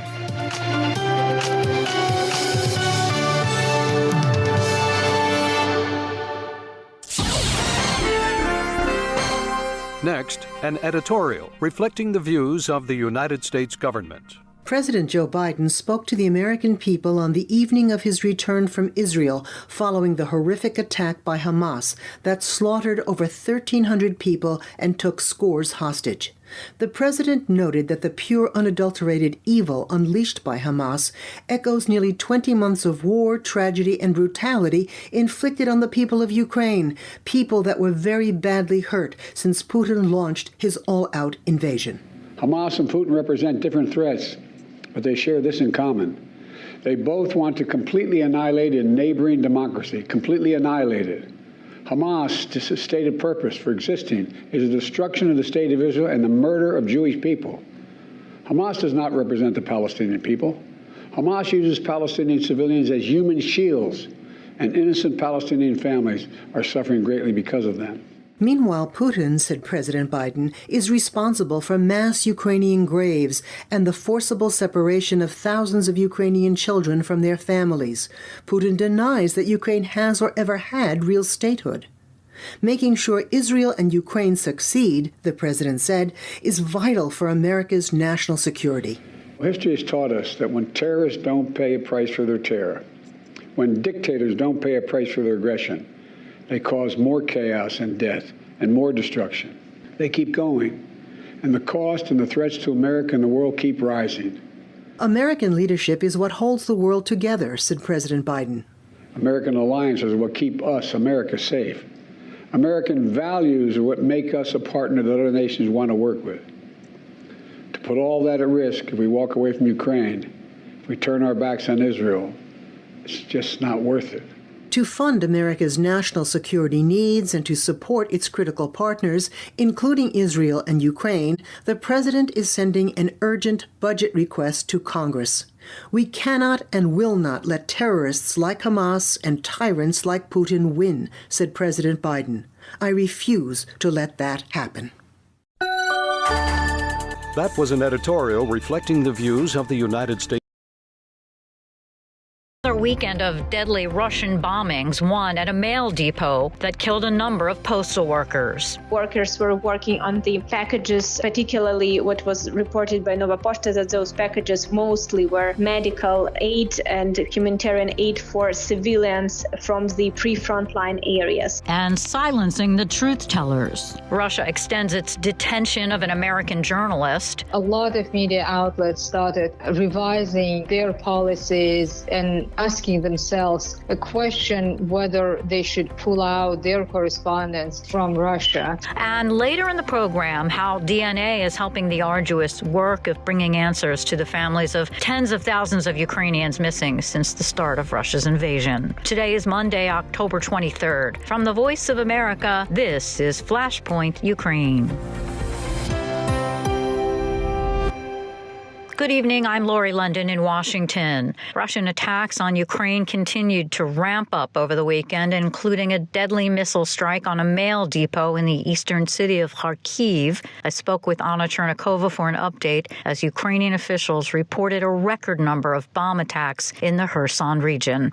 Very unfortunate Saturday for Ukraine and particularly for the Kharkiv region. Russia launched a missile attack and on one of the Nova Pošta terminals. Nova Pošta is one of the main Ukrainian post service and it's considered one of the best. And in Kharkiv region, this particular terminal was one of the biggest in the region and was basically a central one for humanitarian aid transfer within the country and particularly to the front line areas. The shelling was carried out by two S-300 missiles and was carried out from the territory of Russia from Belgorod region, which is bordering Kharkiv region. This was confirmed by the Ukrainian authorities. We have confirmation about 6 people killed and 16 wounded. 2 of those wounded are in extremely serious condition. 6 are in serious condition. All victims are the workers of this terminal, so they are civilians. And Nova Pošta has already posted a couple of videos from just seconds before the attack. From these videos, we can see that basically the work was ongoing and all the workers were working on the packages, particularly what was reported by Nova Pošta, that those packages mostly were medical aid and humanitarian aid for civilians from the pre-frontline areas. I just ordered a certain package from one of the local companies based in Kharkiv. And I was waiting for this package to arrive on Sunday. And just in the application of the post service, I just saw that the package was stuck in Kharkiv, and then the information about these attacks happened. So at this point, I, as many of other people, have no idea what's happening with their packages. But for Ukrainians, as a lot have already commented on this tragedy on the social media, a lot do not care really about the package, but about the lives of those who remain wounded in serious condition, especially. Anna Chernikova reporting for VOA from Kyiv. We thank you very much. Thank you. Ukrainian President Volodymyr Zelensky says Turkey plans to join a conversation on peace process this week aimed at bringing an end to Russia's invasion of Ukraine. It follows a week in which Russia's top diplomat traveled to North Korea and visited Iran's capital of Tehran on Monday. VOA's Arash Arabasadi has more on that and further details on Russia's attacks over the weekend. The operator of the facility said an air raid siren sounded moments before the attack, leaving those inside with nowhere to run and no time to seek shelter. By daybreak, drone video captured the damage as released by the National Police. The attack followed a recorded message from Ukrainian President Volodymyr Zelensky in which he said he had spoken with his Turkish counterpart, President Recep Tayyip Erdogan, saying the two leaders discussed an upcoming peace summit next week in Malta to bring an end to the Russian invasion of Ukraine. But days ago, Russian Foreign Minister Sergei Lavrov visited an ally in the war, the supreme leader of North Korea, Kim Jong-un. Kim supports Russia's invasion of Ukraine, and the U.S. has accused him of supplying Russia with weapons. U.S. President Joe Biden welcomed European leaders to the White House on Friday, where he and his Western counterparts pledged support for Israel in its war with Hamas and assured Ukraine the bloc's support in its war would not waver. Meanwhile, Ukraine's armed forces continue their push to recapture land. Here, Ukrainian Marines move along the left bank of the Dnipro River to help pave the way for reinforcements to push across the Kherson region. For civilians in Ukraine who've already endured a winter of war, preparations are underway to keep warm and cook food should fighting again disrupt energy supplies as it did last year while the temperature dropped. All this comes in a week in which Ukrainian officials say they recovered some 14 artifacts allegedly stolen by a Russian man stopped at a U.S. airport for illegally importing them. Ukrainian officials say the destruction and pillaging of historical sites since Russia's invasion began amount to hundreds of millions of dollars of losses. Arash Arabasadi, VOA News.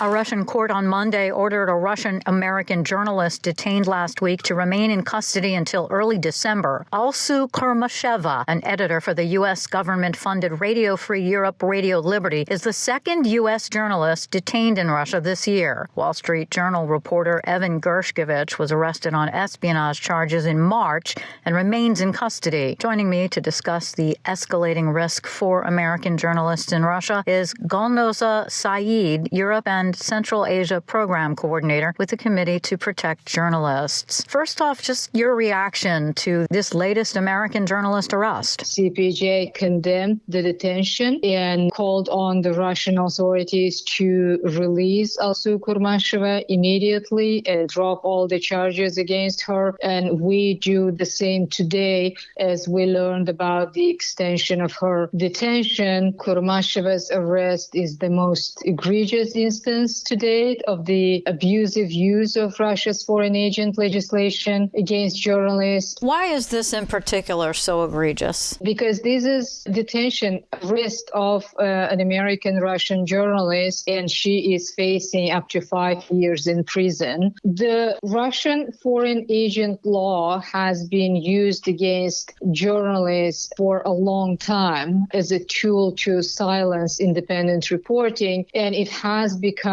one of the main tools of censorship Russian authorities have been using, especially since Russia started its full-scale invasion of Ukraine in February 2022. And we have seen many instances when this legislation has been used against journalists. But the fact that Kurmasheva is an American journalist is similar to the case of Evan Gershkovich, another American journalist journalist who has been in Russian detention since March on even more serious charges, espionage charges, as you know. Would you say they're using these journalists as political pawns or trying to silence them? Because it sounds like Alsu was only there not working but visiting family. Exactly. First of all, the Russian authorities have been trying to silence any reporting, particularly by RFRL. And RFRL was one of the very first media outlets, along with its sister organization, Voice of America, to be labeled as media foreign agents in Russia by the Russian Ministry of Justice years ago. And different projects of RFRL and VOA, including Ideal Reali, for which Alsu Kurmasheva has been an editor, were also included in the Russian Ministry of Justice's registry of foreign agents, media outlets labeled as foreign agents. So this is definitely censorship. On the other hand, Russia has been trying to use Evan Gershkovich and now Alsu Kurmasheva as hostages in order to increase its leverage, its bargaining in its negotiations with the United States. So answering your question, it is both. The Biden administration has really urged all Americans to leave Russia, to not go to Russia due to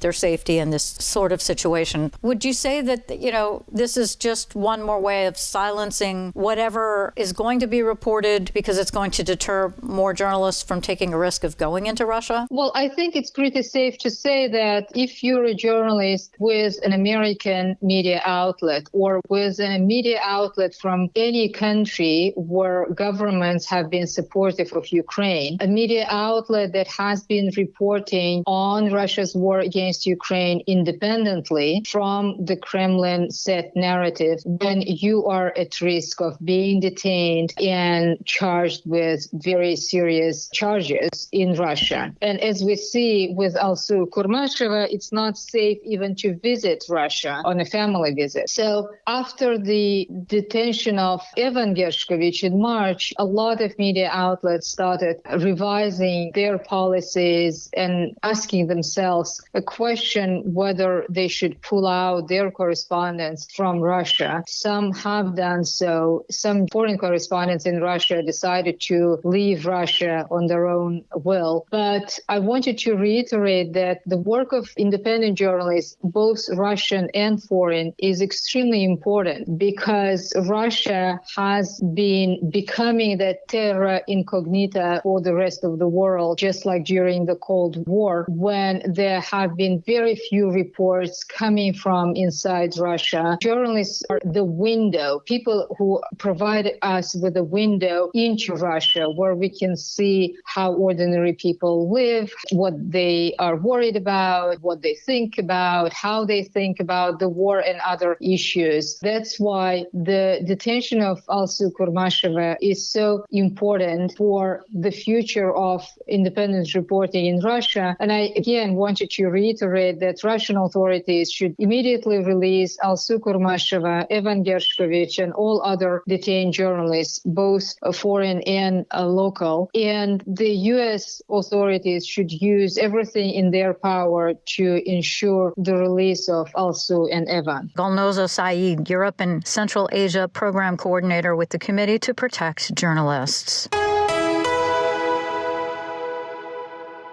You're listening to VOA's Flashpoint Ukraine. I'm Lori London. A price cap on Russian oil was focused on starving Russia's President Vladimir Putin of cash, but it's largely been untested. Until now, we hear more from Associated Press correspondent Karen Chamis. The Russian oil price cap was set at $60. The price of oil has traded above the price cap since July, pumping millions of dollars into the Kremlin's war chest. The current Israel-Hamas war has pushed up the price of oil further, and there's evidence that some traders and shippers are evading the cap. However, the first signs of enforcement are appearing 10 months after the price limit was imposed in December. The aim to keep the Kremlin from pocketing extra profits to fund its war in Ukraine. I'm Karen Chamas. Along with the thousands killed since the start of Russia's invasion of Ukraine, tens of thousands more are still missing, leaving families in further despair, not knowing the fate of their loved ones. The Ukrainian government enlisted the help of the International Commission on Missing Persons in The Hague to assist in finding and identifying those missing persons. I spoke with Catherine Bomberger, Director General of the organization, about their use of DNA and the immense challenges the work entails. It is regrettable that people don't think about this because this has a direct impact on hundreds of thousands of Ukrainians. The numbers are high. We don't know exactly what they are, but they are certainly in the tens of thousands. The reason we don't have an exact number is because the government itself doesn't have an exact number. There are also cases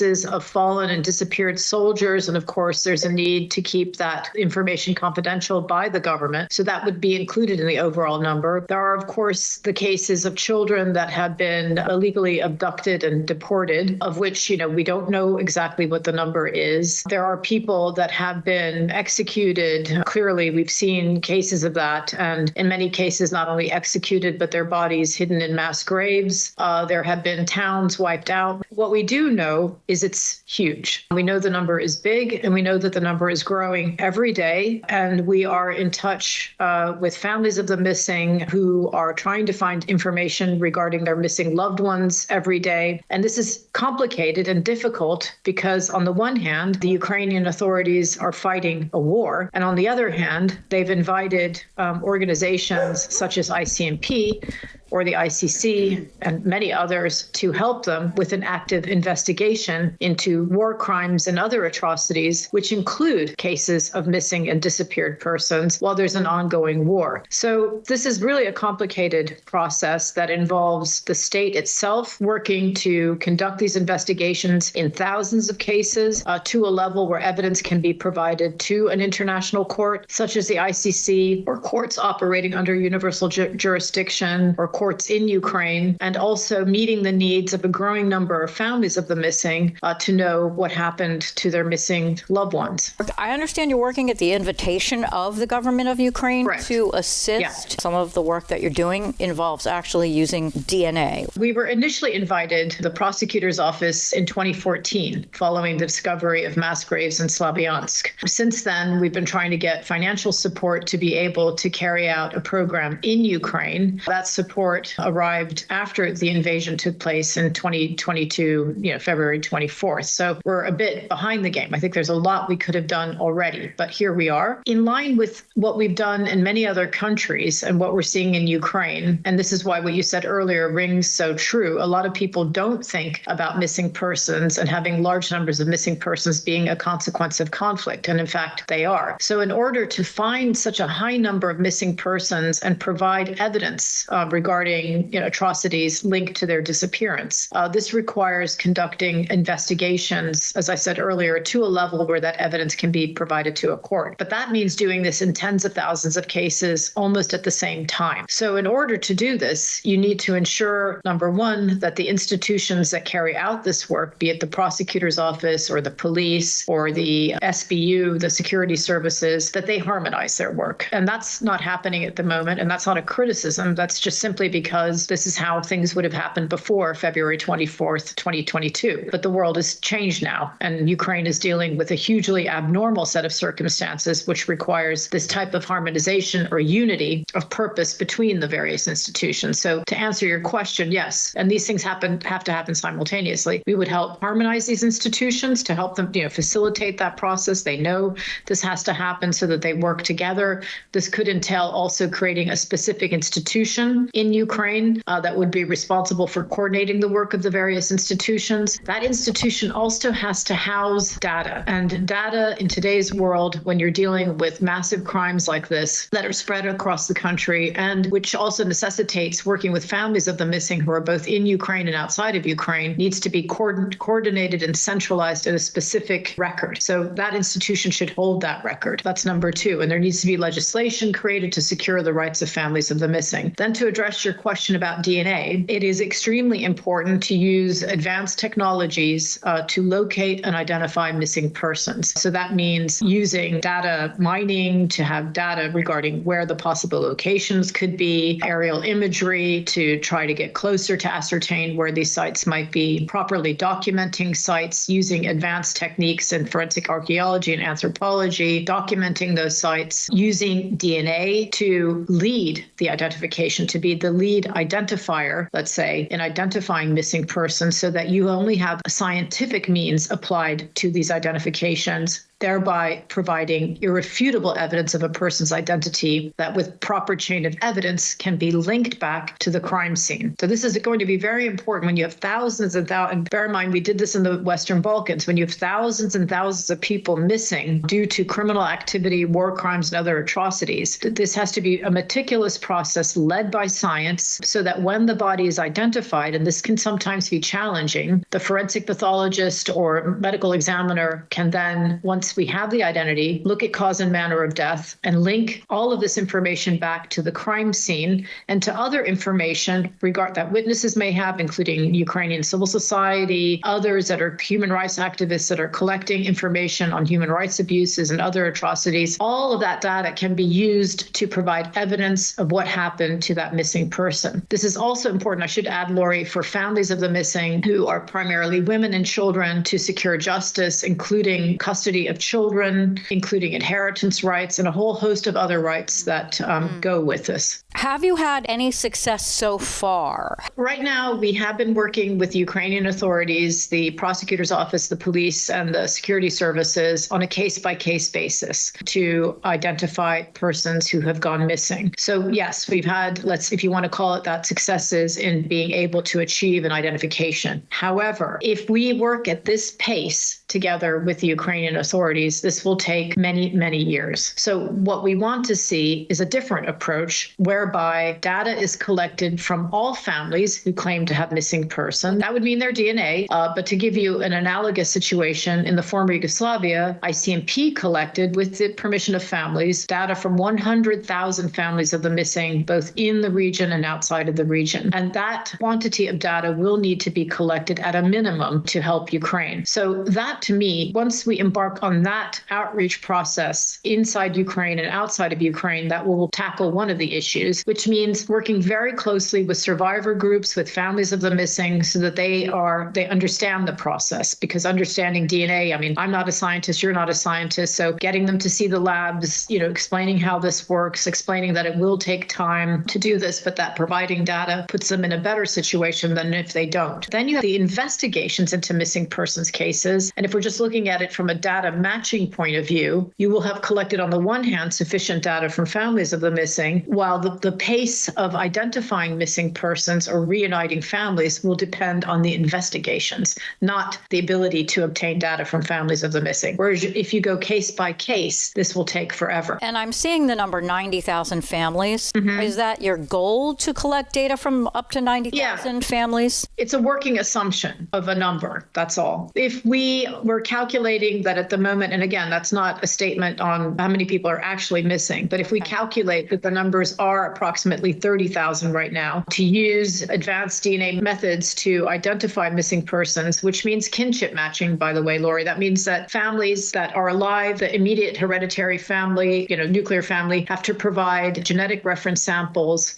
to match that to the person that is missing, whether that person is a child that has been deported or a person found in a mass grave site. So the number 90,000 means that we need to collect a minimum of 2 to 3 reference samples per missing person. So if the working assumption is 30,000, then that means we need to collect data from about 90,000 families of the missing. We talked about there have been numerous occasions where mass graves have been discovered. Are you getting into that part of it where you're actually going to these places? And that's an extraordinary task. On a personal level, how difficult is that for the people who are tasked with actually having to do that? Well, as an organization, we probably have been to close to 5,000, if not more, clandestine grave sites as an organization over the last, let's say, 27 years since ICMP began working in the former Yugoslavia. So that work is normally carried out on a local level by national police, and others, prosecutors that are tasked with doing this work. What Ukraine doesn't have, and most countries don't have, are PhD level forensic anthropologists, archaeologists, whose work is also necessary to carrying out this type of task so that mass grave sites can be properly documented, properly excavated. I mean, this is a whole new world, which really started in earnest with Argentina, Guatemala, the former Yugoslavia, where this expertise is growing. So they would be the ones assisting and have been assisting already Ukrainian institutions in being able to carry out this work. Then there is the mortuary, of course, cause and manner of death, making sure that DNA is properly taken. It's a long and very meticulous process that involves quite a number of experts that ICMP has, from forensic archaeologists to anthropologists to genetic scientists. You're in The Hague, close to the International Criminal Court. Are you specifically going to be working with them? We are an intergovernmental organization based on a treaty. So our primary cooperation will be with the government of Ukraine, and our mandate is to ensure the cooperation of governments and others. This means that we want to help Ukraine locate and identify missing persons in an impartial manner based on the rule of law. So that means every single missing person case, whether they're Ukrainian or non-Ukrainian. With regard to the ICC, we maintain cooperation agreements with all of the courts here in The Hague, including the ICC. We signed a cooperation agreement with the Office of the Prosecutor in 2016. The way I see it, that cooperation with the ICC could be similar to the cooperation we had with the International Criminal Tribunal for the former Yugoslavia, where we provided evidence in over 35 criminal cases, including most famously the Karadzic and Mladic cases. Catherine Bomberger, Director General of the International Commission on Missing Persons in The Hague. And that'll do it for us today. Stay up to date with continuing coverage on Ukraine and news from around the world 24 hours a day at voanews.com. And on social media, just follow VOA News. On behalf of all of us here at VOA, we thank you so much for listening. Until next time, I'm VOA's Lori London.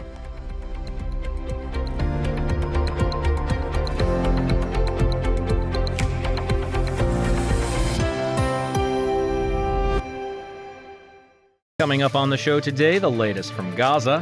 Humanitarian aid continued to trickle into the Gaza Strip as 20 more aid trucks entered. But a lack of fuel for deliveries is threatening to halt the operation. Plus, U.S. troops in Syria under attack again.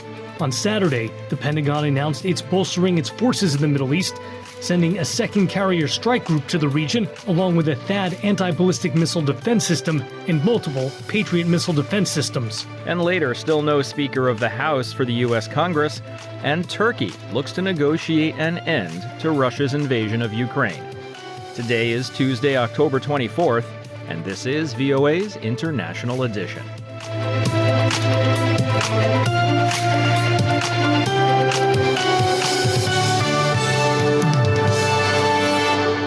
From VOA headquarters in Washington, I'm Steve Karish.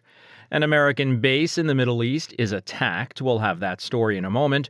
We begin with a related story. Concerns of a wider war in the Middle East are growing as the United States is dispatching more military assets and warning of significant threats to Americans and U.S. facilities in the region. VOA's senior diplomatic correspondent Cindy Sain reports from the State Department. Israel's military has increased its airstrikes on Gaza, destroying entire neighborhoods, amid expectations of an Israeli ground offensive.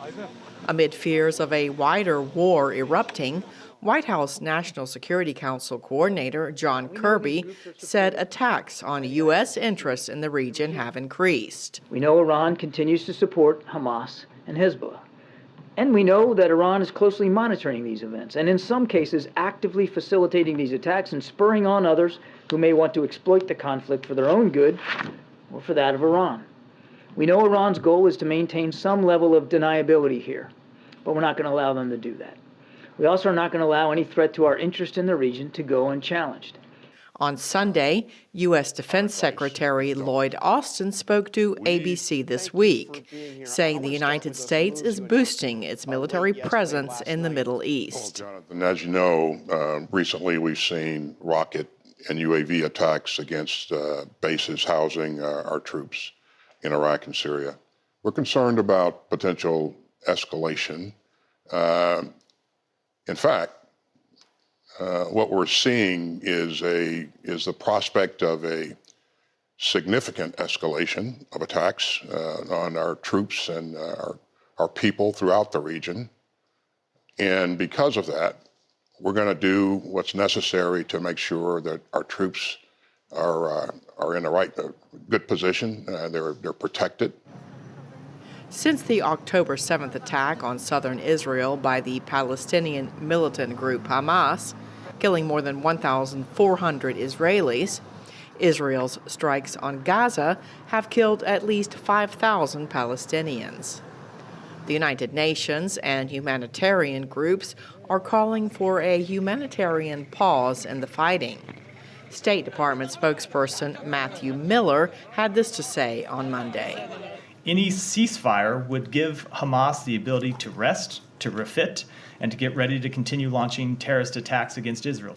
European Union Foreign Policy Chief Josep Borrell said Monday he believed the group's leaders would back a call for a humanitarian pause to allow aid to enter Gaza. Humanitarian aid continued to trickle into the Gaza Strip as 20 more aid trucks entered. But a lack of fuel for deliveries is threatening to halt the operation, with more than 2 million besieged Palestinians awaiting help. Cindy Sain, VOA News, the State Department. An Israeli military helicopter landed in Tel Aviv in the early hours of Tuesday, carrying 2 elderly Israeli women who were freed by Hamas on Monday evening. The Israeli Prime Minister's office issued a statement confirming that the women, 79-year-old Nurit Cooper and 85-year-old Yohevet Lifshitz, were handed over to the Israeli military. The two were kidnapped from kibbutz Nir Oz, near the Gaza border, along with their husbands, who are still being held captive in Gaza. Hamas freed them after releasing an American woman and her daughter on Friday. The United States is pressuring Israel to delay an expected ground invasion into Gaza to allow more time for hostages to be released. Israel believes that delaying any military action would only serve to help Hamas by giving it time to recover and reorganize. U.S. troops in Syria fended off another drone attack targeting American bases and facilities in the Middle East.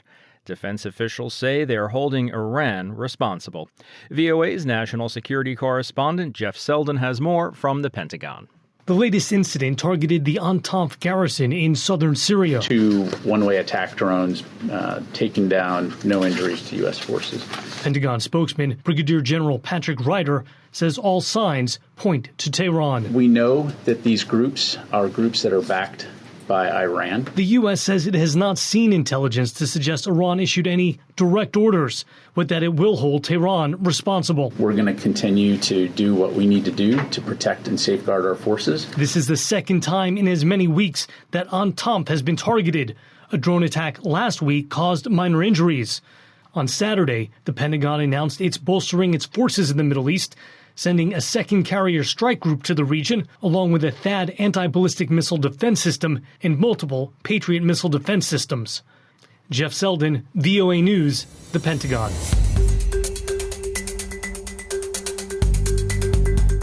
And here are some other stories we're following from around the world. Tuesday will mark the 21st day the United States has been without a Speaker of the House of Representatives, and Republicans find themselves no closer to electing one. Until a Speaker is elected, Congress is effectively shut down with no way to approve aid for Israel or Ukraine, and no way to keep the U.S. government funded past next month's deadline. The United States on Monday renewed a warning that it would defend the Philippines in case of an armed attack, as stated under a 1951 treaty.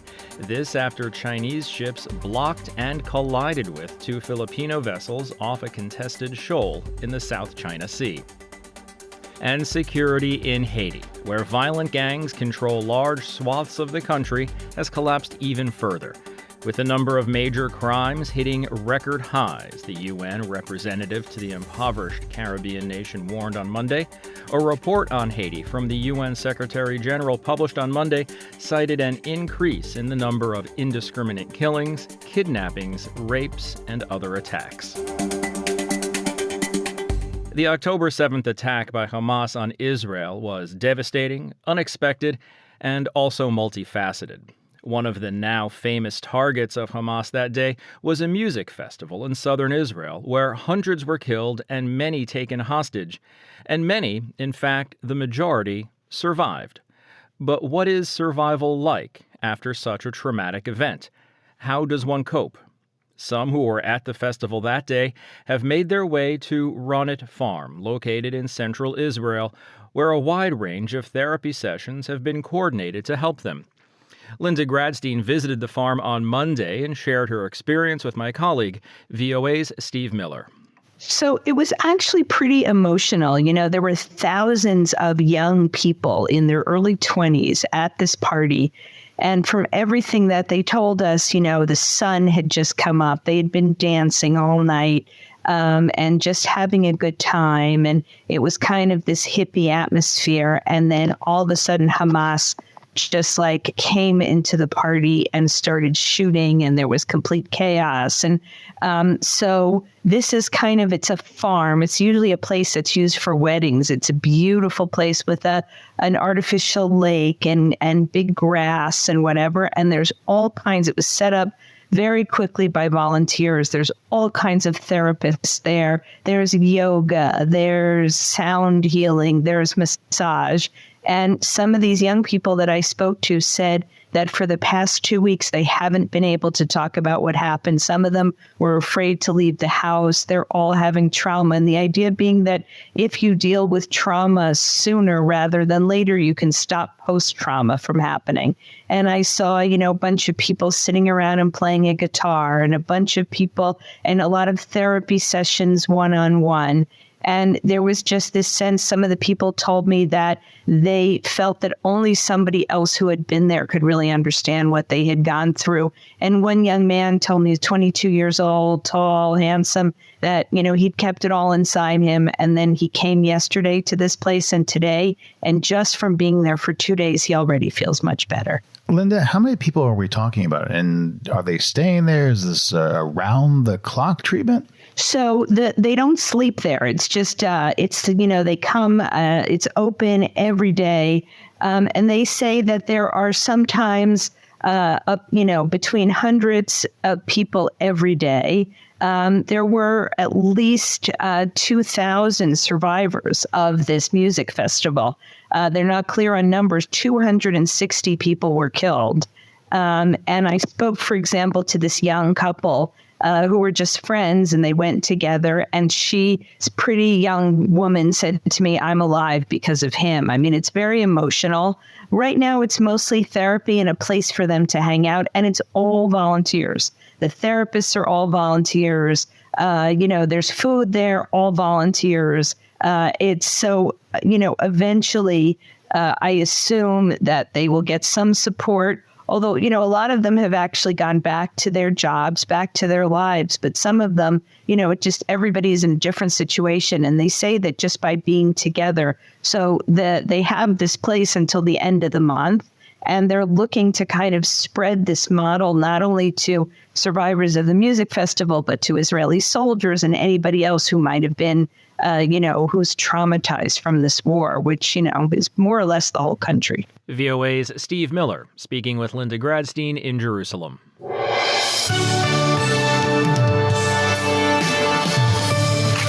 From Washington, it's VOA's International Edition. I'm Steve Karish.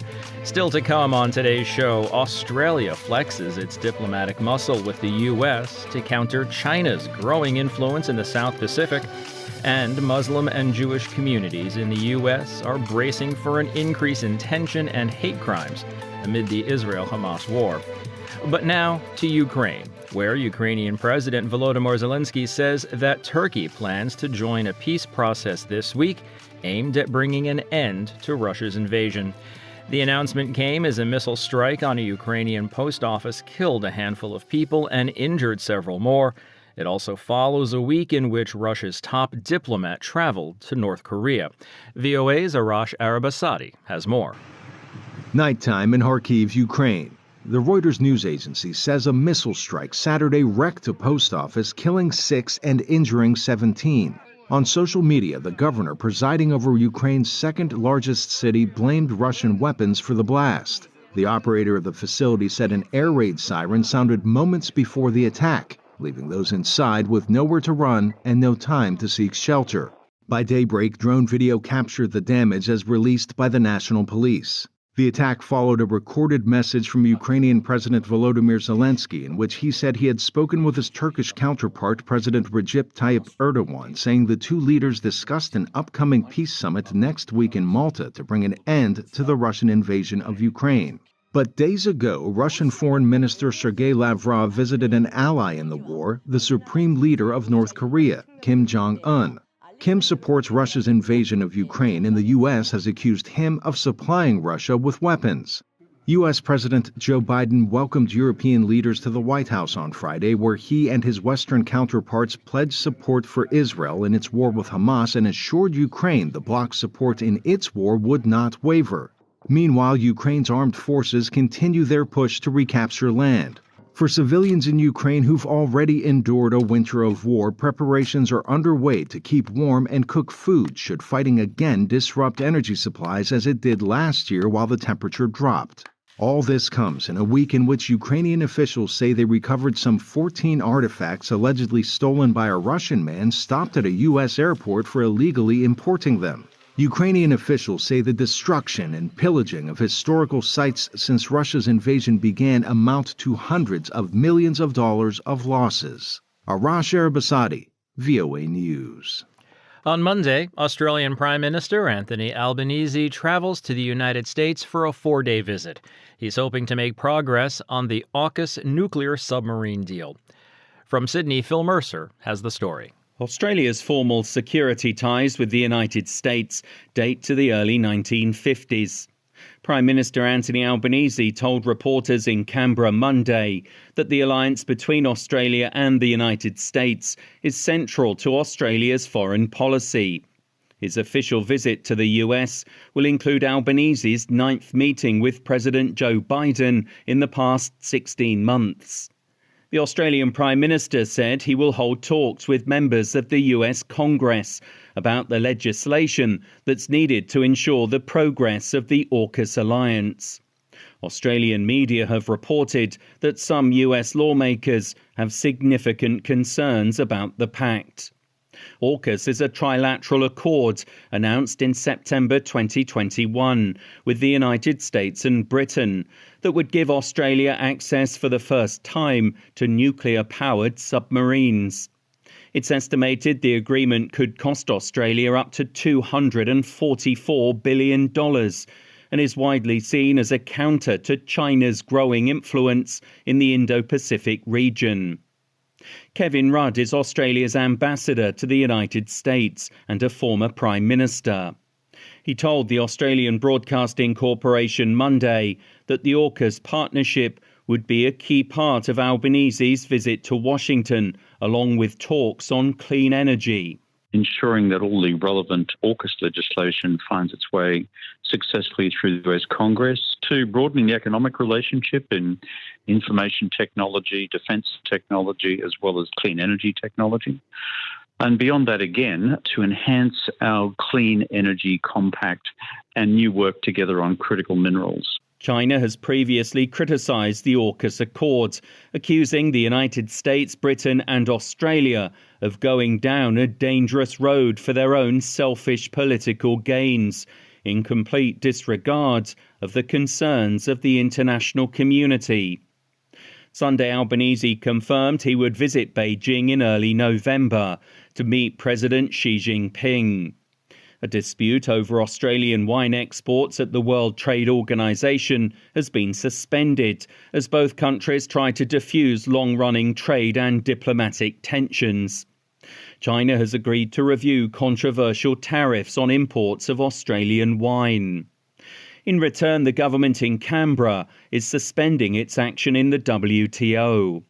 The tariffs were imposed in 2020 as bilateral relations rapidly deteriorated over various geopolitical disputes. Restrictions on other Australian commodities, including barley, have already been lifted. Albanese has taken a less confrontational approach to China than the previous Conservative government he defeated in an election last year. In Washington this week, Albanese will attend a state dinner and an Oval Office meeting with President Biden. Phil Mercer, VOA News, Sydney. And finally today, Muslim and Jewish communities in the U.S. are on alert, fearing a rise in harassment and hostilities related to the Israel-Hamas war. VOA's Veronica Balderas Iglesias has the perspectives of those affected and others who are calling to defuse the situations. Since the start of the Israel-Hamas war, Muslim and Jewish communities in the U.S. have been on high alert, fearing being the target of hostilities. One of the most recent victims of an alleged hate crime was a 6-year-old Muslim boy who was found stabbed to death in Illinois on Saturday. President Joe Biden strongly condemned the killing of the child and instructed his government to prioritize the prevention and disruption of any emerging threats.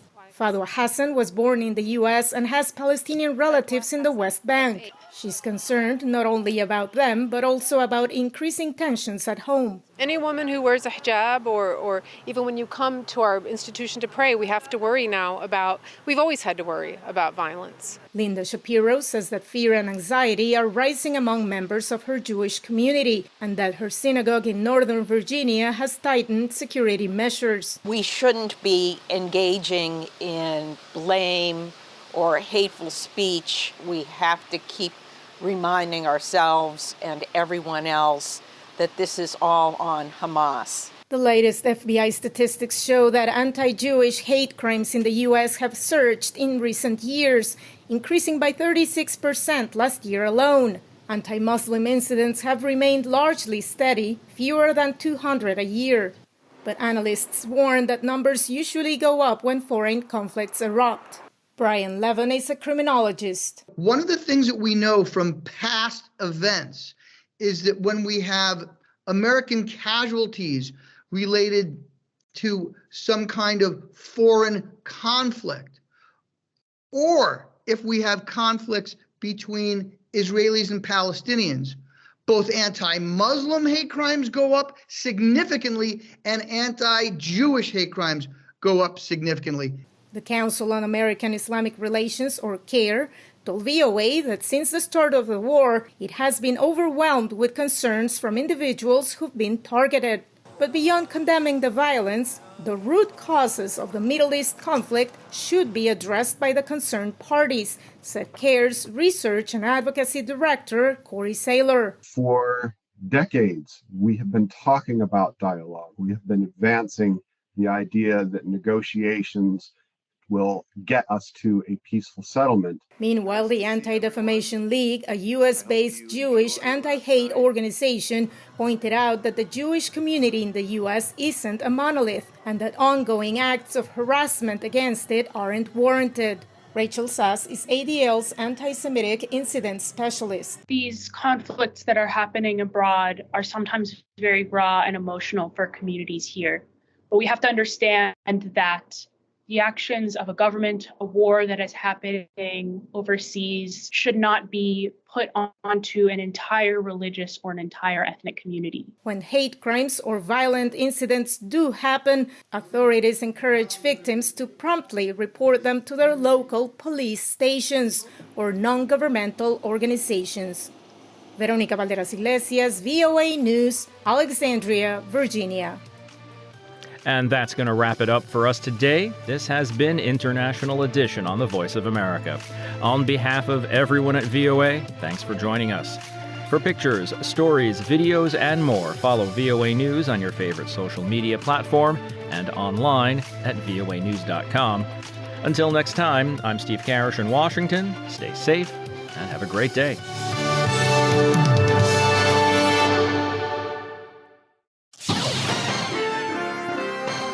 Next, an editorial reflecting the views of the United States government The October resumption of fighting in the eastern provinces of the Democratic Republic of the Congo shattered a fragile 6-month-long calm, 6 months of relative tranquility that, according to the United Nations, has not improved at all, on the contrary, on the security or humanitarian levels. Indeed, the risk of a direct confrontation between the DRC and Rwanda, who continue to accuse each other of supporting armed groups, is very real. The resumption of fighting is a continuation of last October's second uprising of the M23 group, consisting mainly of Tutsis from neighboring Rwanda and other armed groups. They are mostly interested in illegally extracting Congo's mineral resources, although M23 also claims to be defending Tutsis living in the DRC. The security situation in the Great Lakes region remains dire and continues to deteriorate as tensions between the DRC and Rwanda grow, said U.S. Representative to the United Nations Linda Thomas-Greenfield. Once again, I repeat our call for Rwanda to immediately end its support for the UN-sanctioned M23 and withdraw from DRC territory.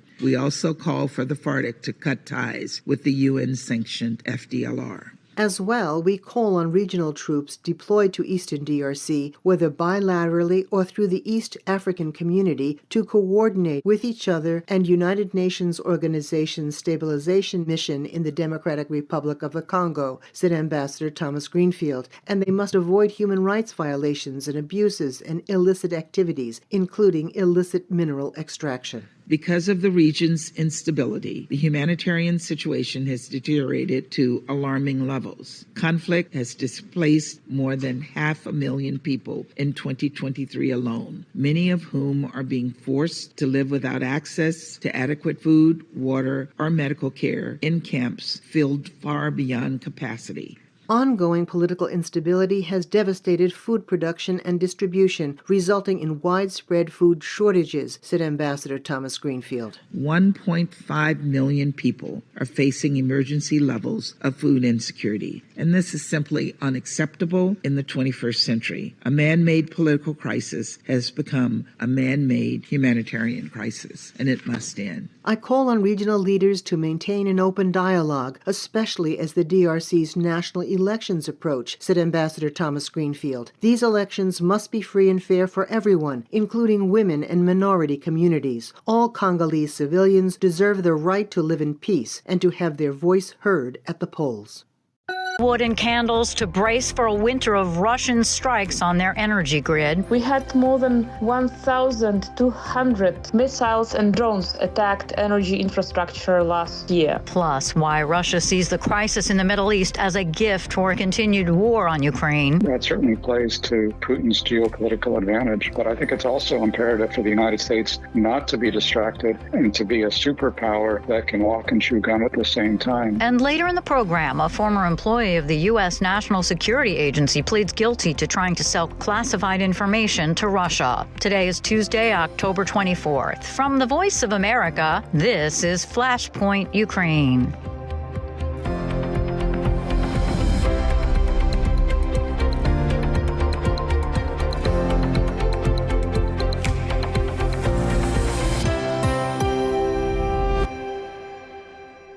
Good evening, I'm Lori London in Washington. Last winter, Russian strikes on Ukrainian power plants impacted almost half the country's energy capacity. Many Ukrainians are expecting the same or even worse this winter and have spent months preparing. Associated Press correspondent Lawrence Brooks has the story. In the humble backyard of a destroyed house, a 13-year-old boy chops firewood to get ready for winter. His mother, Tetiana, has been preparing for months as she remembers last winter's Russian strikes on energy infrastructure that plunged Ukraine into darkness. For her family, like other Ukrainians, winter is a particularly challenging time. Last year, millions across Ukraine had to learn to work, live, and cover their basic needs without relying on electricity. But this time, they say, they're better prepared. Sales of generators have exploded, and some who can afford it have invested in solar panels. Others have been buying candles, flashlights, and stocking up on compact gas canisters. I'm Lawrence Brooks. And I spoke with energy expert Olena Pavlenko, president and co-founder of the Ukrainian think tank Dixie Group, on how leaders and the government is preparing for another winter without heat, lights, or electricity for homes and other vital services like hospitals. It's my understanding that Russian airstrikes on power plants in the Ukraine war impacted almost half the country's energy capacity last winter. Is that about accurate? Yes, this is correct. As a result of Russian attacks on energy infrastructure, Ukraine had more than 50% of energy infrastructure damaged. The most damages were in generation, especially coal-fired generation, and also on the networks. Russians hit particularly transformers and the elements which actually allows electricity to flow between different regions.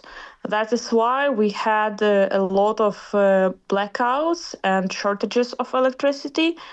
Average Ukrainian has spent more than 30 days without the electricity, almost a month, not almost, more than a month, without the electricity last winter. So yes, the infrastructure, the energy system was damaged quite heavily last year, and it took quite a lot of efforts and time, and we have to speak frankly, a lot of money to prepare for this winter season. According to the reports of our energy companies, we could not come back to the, let's say, level of generation and capacity which we had before the last winter. So we still cannot, let's say, we are not so strong as we were last winter. That is why we have to prepare very well for potential attacks and be sure that the new attacks from Russia will not hit more our thermal power plants or our transformers or electricity networks. Despite being more sort of prepared, knowing that that's what Russia will likely do, is to go after energy infrastructure, which it's already doing, it sounds like many Ukrainians are still expecting at least the same or even worse this coming winter. So being better prepared, last year just set the system back so far that even being more prepared doesn't necessarily mean that it won't be just as bad or worse? Well, everybody here is prepared to different scenarios. Again, as I said, our companies are trying to find solutions to hide some types of infrastructure, to protect it from potential drones attacks, for example. But at the same time, every consumer, I would say, is thinking how to survive in case there are electricity shortages or blackouts again. Almost everybody, I think, has this batteries or possibilities to have some lamps which they can charge beforehand. And those who live in suburbs, they usually buy generators and possibility to use generators on diesel or petroleum. Yes, and these solutions like accumulators, where you can connect, let's say, fridge or some basic stuff and survive for 5-6 hours. Again, is very popular. People are trying to buy it and prepare for winter. In terms of the heating, a huge question, still no clarity what will happen with the heating if Russia will continue its attacks and if it's damaged some heating infrastructure. Some of the cities, they have found backup options, but I'm pretty sure not so many of them. We'll see what will happen. It's the worst time to possibly be without electricity in the dead of winter when it's cold, and I would imagine particularly that would be not just impacting elderly, but also just being in the dark and in the cold has to just sort of impact people's emotional state too, just to be able to sort of mentally get through it. It is hard Psychologically, especially, I think it's for old people who, you cannot leave your house, especially when you live in multi-flat building and your elevator doesn't work. The same goes with the families with small children. You cannot walk quite a lot up and down with the children if you need to go somewhere with them. So psychologically, it is not easy, I have to say, and even physically, it is not. It is sometimes creates a lot of problems. It might create additional problems with the heating. Again, the question with hospitals and with other social infrastructure, how to prepare for possible electricity outages and be able to provide the necessary services. All this, of course, is very high on the agenda. Again, everybody is trying to prepare as much as possible. I have to say additionally that we had more than 1,200 missiles and drones attacked energy infrastructure last year. I don't know how much Russia is going to target with how many missiles and drones Russia is going to target Ukrainian energy infrastructure this winter. But we do hope that the number of missiles decreased. They will not be so frequent. Although I think Russia will try to exchange frequency into, being very precise and targeting very particular energy objects. That's a difficult time, and certainly for Ukrainians, and particularly with this situation of winter coming. And I know the world is very focused on what's happening in the Middle East. Is there anything you want to say about the world not forgetting about what's happening in Ukraine? Well, maybe I will start from saying thank you for all the support which was already provided, because we still do have partners, donors who are supporting Ukraine, especially before the winter. There are international companies who provide equipment to Ukrainian energy companies to be able to have some backup equipment. I just want to repeat again and again that you probably can hide transformers, but you cannot hide thermal power plant. For thermal power plants and big infrastructure objects, you need more strong air defense system. This is what Ukraine still needs and would be thankful for. And again, yes, we still need a lot of additional equipment, something to store near Ukraine to be able to quickly use it as a backup option in case of damages. So please don't forget Ukraine. We still are in the middle of the war. We still will have not easy winter, and we still will need a lot of support, not only to survive, but to win the war. Alina Pavlenko, president and co-founder of the Ukrainian think tank Dixie Group. We thank you so much. Ukraine's prime minister said Tuesday Kyiv will need some $44 billion from international partners to cover its wartime budget deficit next year, just as it did this year. President Joe Biden has requested funding for military aid for both Ukraine and Israel, but Congress can't vote to approve funding for either until the Republican majority elects a Speaker of the House of Representatives. Jillian Kitcher with Reuters produced this report. A speaker has not been elected.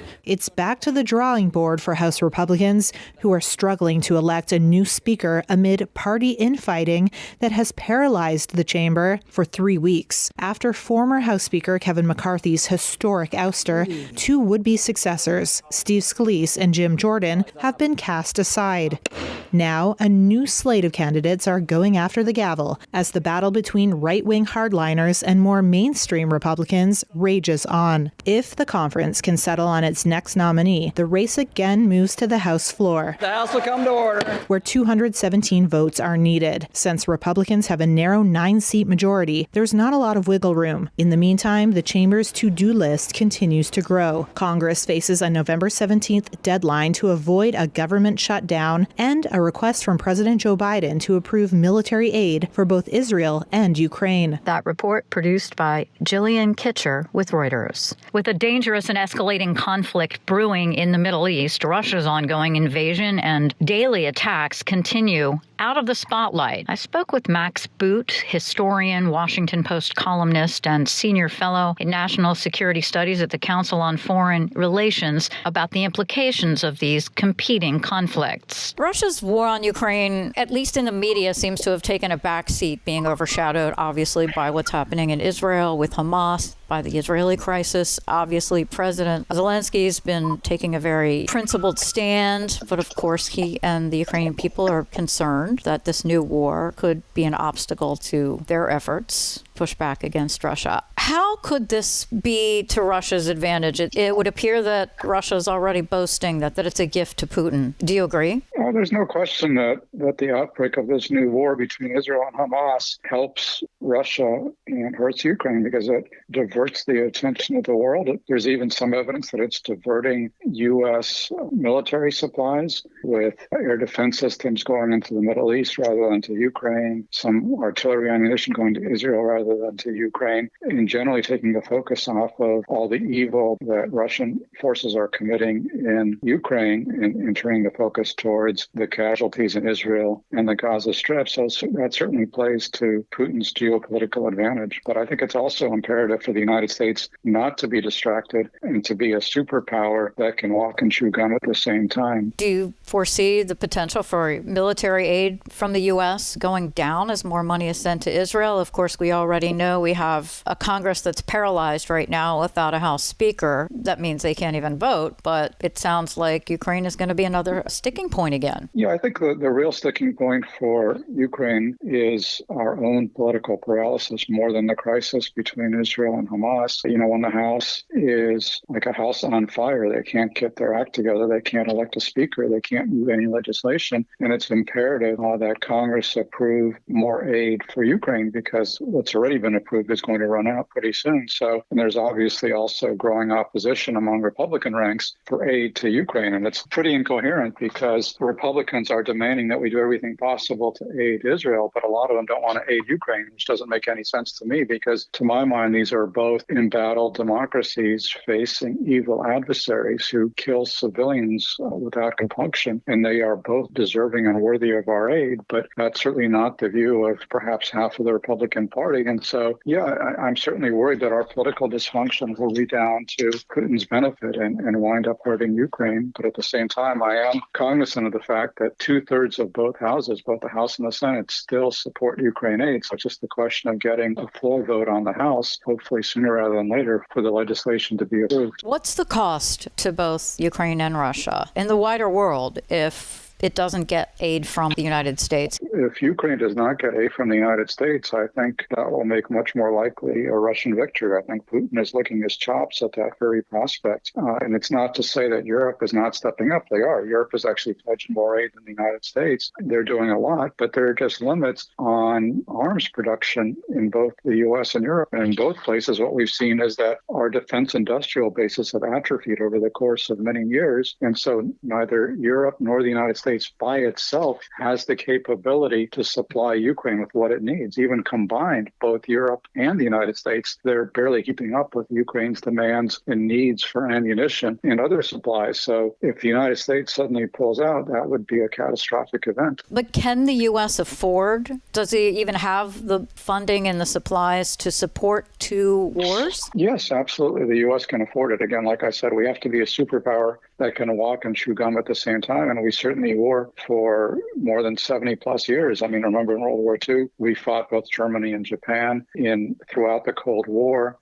We kept the peace in both Northeast Asia as well as in Europe and in the Middle East. And so we certainly have the capability to do that today. I mean, keep in mind that all of the aid that we're giving to Ukraine is still 0.6% of the federal budget. And, aid to Israel is even less than that. So this is certainly something that is affordable. It is something that money that we have and that we need to spend, and it's in our own national security interest to spend it. These are not acts of charity because, to my mind, both Israel and Ukraine are fighting America's enemies, the enemies of the West, the enemies of democracy, freedom, and decency. They are fighting our battles for us, and so we have a massive stake in supporting them. So if the U.S. doesn't continue to support Ukraine, what do the American people need to understand about the cost to the U.S. and the wider world? If we don't support Ukraine, it would be a geopolitical catastrophe. Our support for Ukraine already has been arguably the most successful foreign policy we've pursued since the end of the Cold War, because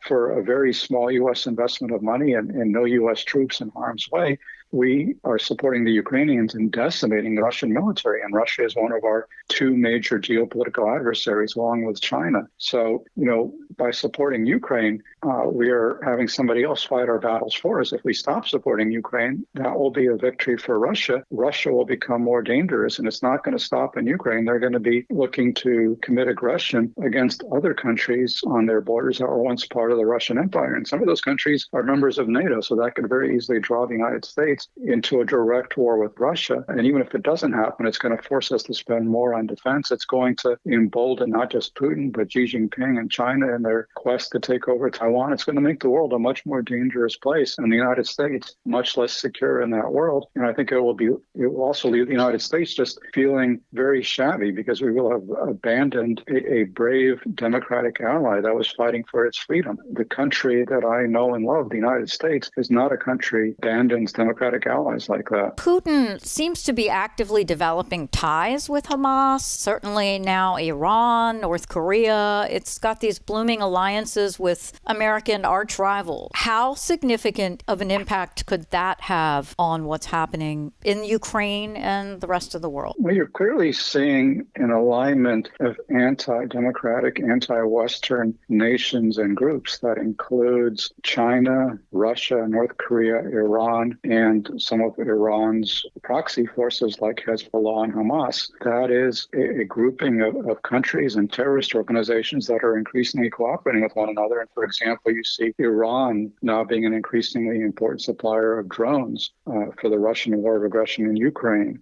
You see North Korea supplying artillery ammunition for Russia. You see growing links between Russia and not just Iran, but also Hamas and these other organizations. So there is an alignment against the West that we need to be very cognizant of. We shouldn't exaggerate it. We shouldn't say, Russia is behind the attack that Hamas carried out. It almost certainly is not, but it is not condemning it either. It is not standing with Israel. And I think it is making clear that these anti-Western, anti-democratic forces have some rough degree of alignment, and we should be very concerned about that. And we need to show comparable unity on the democratic Western side of the geopolitical ledger to combat these threats that we are seeing. If America continues funding Ukraine, as the president certainly hopes, would that be enough to counter the support that Russia is now getting from places like Iran and North Korea? I certainly think that if the U.S. and Europe remain staunch in their support for Ukraine, they can provide more for Ukraine than Iran or North Korea are providing for Russia. I think the real question mark is to what extent is Russia able to produce its own munitions? And there have been some alarming signs that Russia, despite sanctions, has been able to ramp up weapons production and to keep its forces supplied. So it's very hard to say from the outside to what extent or how long Russia can keep fighting with it, given its current munitions production, given its loss rates in Ukraine, and given what it's getting from outside sources like North Korea and Iran. But there's no question that we can at least allow Ukraine to fight on an equal footing. I mean, keep in mind, Russia basically has two small countries, Iran and North Korea, supplying it. Ukraine has something like 50 countries, including some of the most wealthy countries in the world. We can certainly match what Russia is doing if we have the will to do so. And we have shown that will so far, and I think we need to maintain that will. I think that Americans are just weary that it's going on, no end in sight. I get really tired of hearing that Americans are weary. How do you think Ukrainians feel about this? Okay, they are dying every day. They are dying. They're being slaughtered. They are not giving up because they are fighting for their homes, their soil, and their families. So I don't want to hear that Americans are tired because we're paying 0.6% of federal spending to support Ukraine. The Ukrainians are paying with their lives to fight the Russian onslaught. Max Boot, historian, Washington Post columnist, and senior fellow in national security studies at the Council on Foreign Relations. You're listening to VOA's Flashpoint Ukraine. I'm Lori London. Russian forces are continuing to intensify their attacks in the Kherson region of Ukraine, and as a result, Ukrainian officials are evacuating all children from the onslaught. I spoke with Anna Chernikova in Kyiv for details. It sounds like there are some preparations underway to at least make sure the children in the region are safe. What can you tell us? The situation in the Kherson region is extremely difficult, extremely tough. The shelling is happening every day, and we're hearing about damages, about victims every day, unfortunately. And today, the Ministry of Reintegration announced that the decision was taken to evacuate more than 800 children from the region, particularly from 23 settlements that affected by the Russian shelling the most.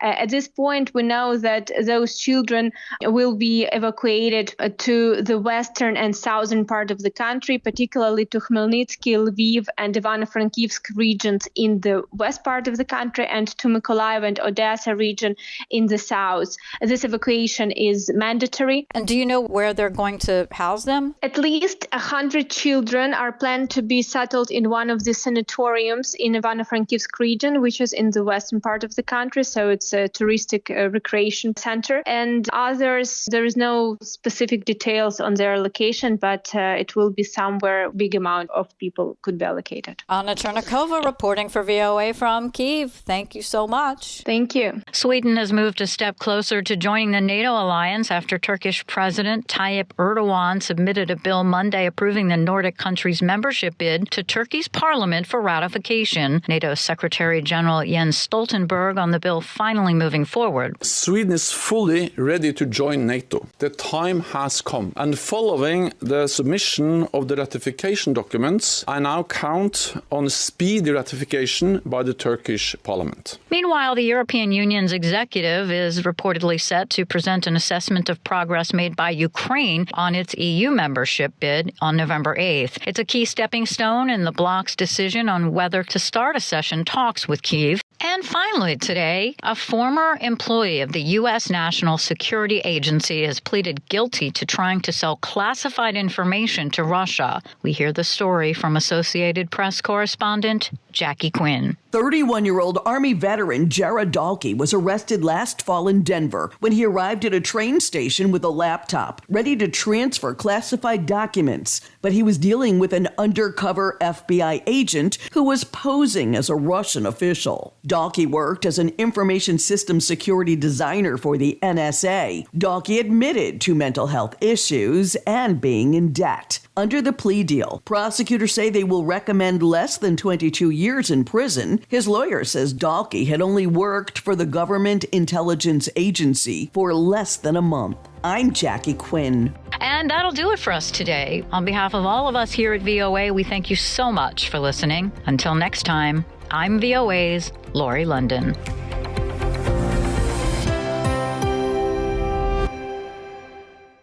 But uncertainty looms over congressional approval for future support. There has not been any further approval of Ukrainian military aid or Ukrainian aid. So once that $5 billion runs out, the administration is going to have to find some different ways to fund Ukraine if they can. Plus, an overnight Russian drone attack comes dangerously close to one of Ukraine's nuclear plants. Damage of the administrative building at the plant and to the household building. Also, as a result of this attack, over 1,800 people have no electricity. And later in the program, a new report suggests a top Russian military official came close to being assassinated in a Ukrainian attack. Today is Wednesday, October 25th.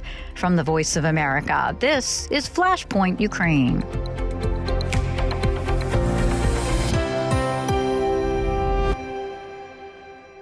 Good evening, I'm Lori London in Washington. 3 U.S. military officials tell VOA the United States is providing up to $150 million more in additional military aid for Ukraine. I spoke with VOA Pentagon correspondent Carla Babb for details. What are you hearing, Carla? So this package is going to be the latest from the Presidential Drawdown Authority. This would be the 49th of these packages that the U.S. has made available for Ukraine. This package is going to include more rockets for their HIMARS, that high mobility artillery rocket system. not the ATACMS that they've recently had, not the long-range rockets, but the shorter-range rockets that they've been having for a while now. It's also going to include some munitions for the National Advanced Surface-to-Air Missile System, the NASAMS, another air defense system that they have. It's going to have anti-tank missiles, Sidewinder missiles, and one thing that's interesting to note, it's also going to include 155 millimeter rounds. Those are the rounds for the howitzers, the artillery rounds, and those have been causing some concern recently because both Ukraine and Israel need that 155 millimeter rounds in their fights, in their wars. Ukraine, their war against Russia, and then Israel, its war against Hamas militants. It's interesting because we're coming at a time when Congress is at a standstill without Republicans in the House of Representatives yet to elect a speaker in order to even have any voting on the president's requested funding for Ukraine. How long can the Pentagon continue to provide this sort of aid to Ukraine without congressional approval? Well, the U.S. has provided about $44 billion in security assistance to Ukraine since the beginning of Russia's war in February 2022. They still have about $5 billion of congressionally approved funding for Ukraine military aid. But as you said, there is not a Speaker of the House right now. And as the law stands, there has not been any further approval of Ukrainian military aid or Ukrainian aid. So once that $5 billion runs out, the administration is going to have to find some different ways to fund Ukraine if they can. We are going to see a potential vote in the House as well. The speaker that is up has said that he does not support further funding Ukraine. That could be a cause for concern for moderate Republicans. We'll just have to see how this plays out. The most recent ATACMS that the U.S. provided seem to be having a pretty strong impact in success for Ukraine's efforts. That's right. Ukraine has been asking for the ATACMS for more than a year. Let's be clear. This is something Ukraine has wanted for a long time because it is such a critical weapon. And the Pentagon will tell you that there's no silver bullet that's going to win this war. Well, I've been talking to former military officers who have been saying for months and months, like, yeah, there's no silver bullet, but this could really help them out because ATACMS provide Ukraine the ability to hit further into Russian-controlled territory. Not only that, it allows them to keep their weapons and their people further back from the front lines to strike major targets. You don't have to go all the way up to the front where Russia can target you in order to try to hit them. I hesitate to say a game changer, but it definitely provides an advantage to Ukraine that they have needed for months and months. Will it be enough to push through the defenses and break the land bridge that they want to break between Crimea and Russia before the winter sets in? That's to be seen. That might be asking too much for Ukraine at that point, but they have taken the small number of ATACMS that they were given secretly, and Ukraine said that when it used them last week, they destroyed at least 9 Russian helicopters, an anti-aircraft launcher, ammunition depots, all the way out in Luhansk in eastern Ukraine. So it's definitely showing its effects. VOA Pentagon correspondent Carla Babb, thank you so much for taking the time to fill us in. Ukraine endured another night of close to a dozen Russian drone attacks. Despite being intercepted, drone debris damaged critical infrastructure near a nuclear power plant in western Ukraine. I got an update from Anna Chernikova in Kyiv. Anna, it sounds like there were some pretty serious drone attacks, and I know Ukraine was able to subvert many of them, but that didn't stop the debris and these attacks to having a pretty huge impact. What can you tell us about it? Yeah, well, actually, over the night, Russian military launched 11 drones, Shahed drones, over Ukraine. This was reported by the Ukrainian Air Defense. There is confirmation that Ukrainian Air Forces destroyed all of those drones. However, the result of debris are quite significant. So at this point, we understand that air defense was working in the Cherkasy, Kherson, Poltava, Zhytomyr, Khmelnytsky, and Mykolaiv regions. So basically, we can see that almost every area of Ukraine, every region in terms of east, south, west, and north were affected.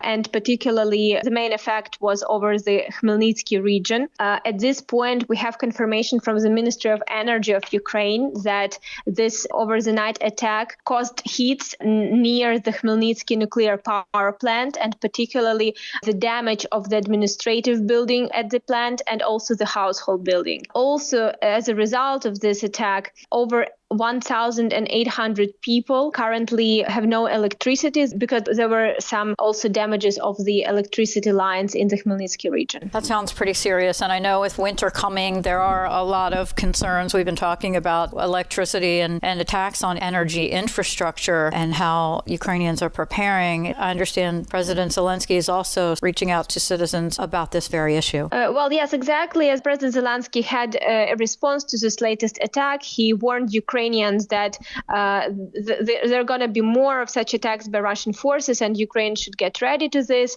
At the same time, he also responded to Russia, saying that Ukraine will also respond. However, of course, he did not provide any additional details, but he just mentioned that Ukraine already had success in Crimea and that Ukraine will continue their defense and their fight. Anna Chernikova reporting for VOA from Kyiv. We thank you so much as always. Thank you.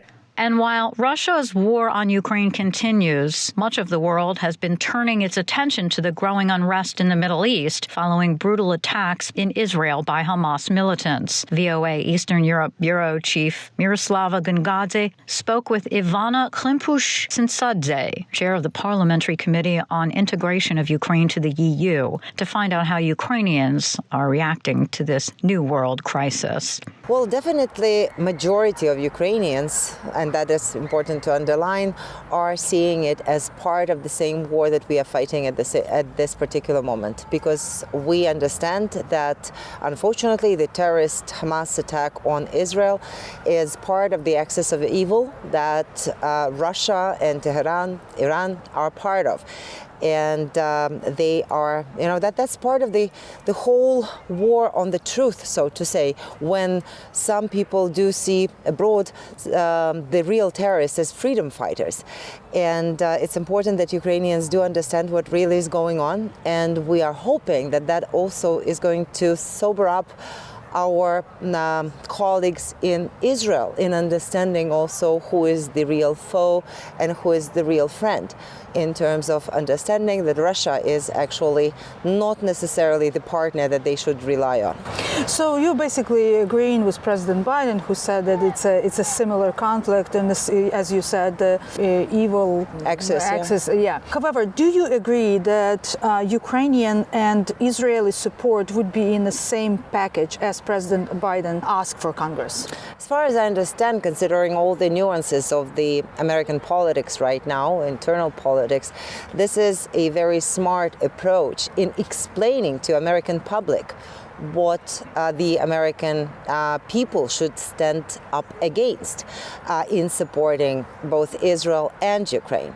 And therefore, I do hope that this will find the understanding also in the Congress, and that this package won't be somehow divided. Even though we heard yesterday former President, or was it today, President Trump saying, actually like calling on separation of this package and insisting that these are totally different wars and one should be, one ally, one partner like Israel should be supported and not necessarily Ukraine.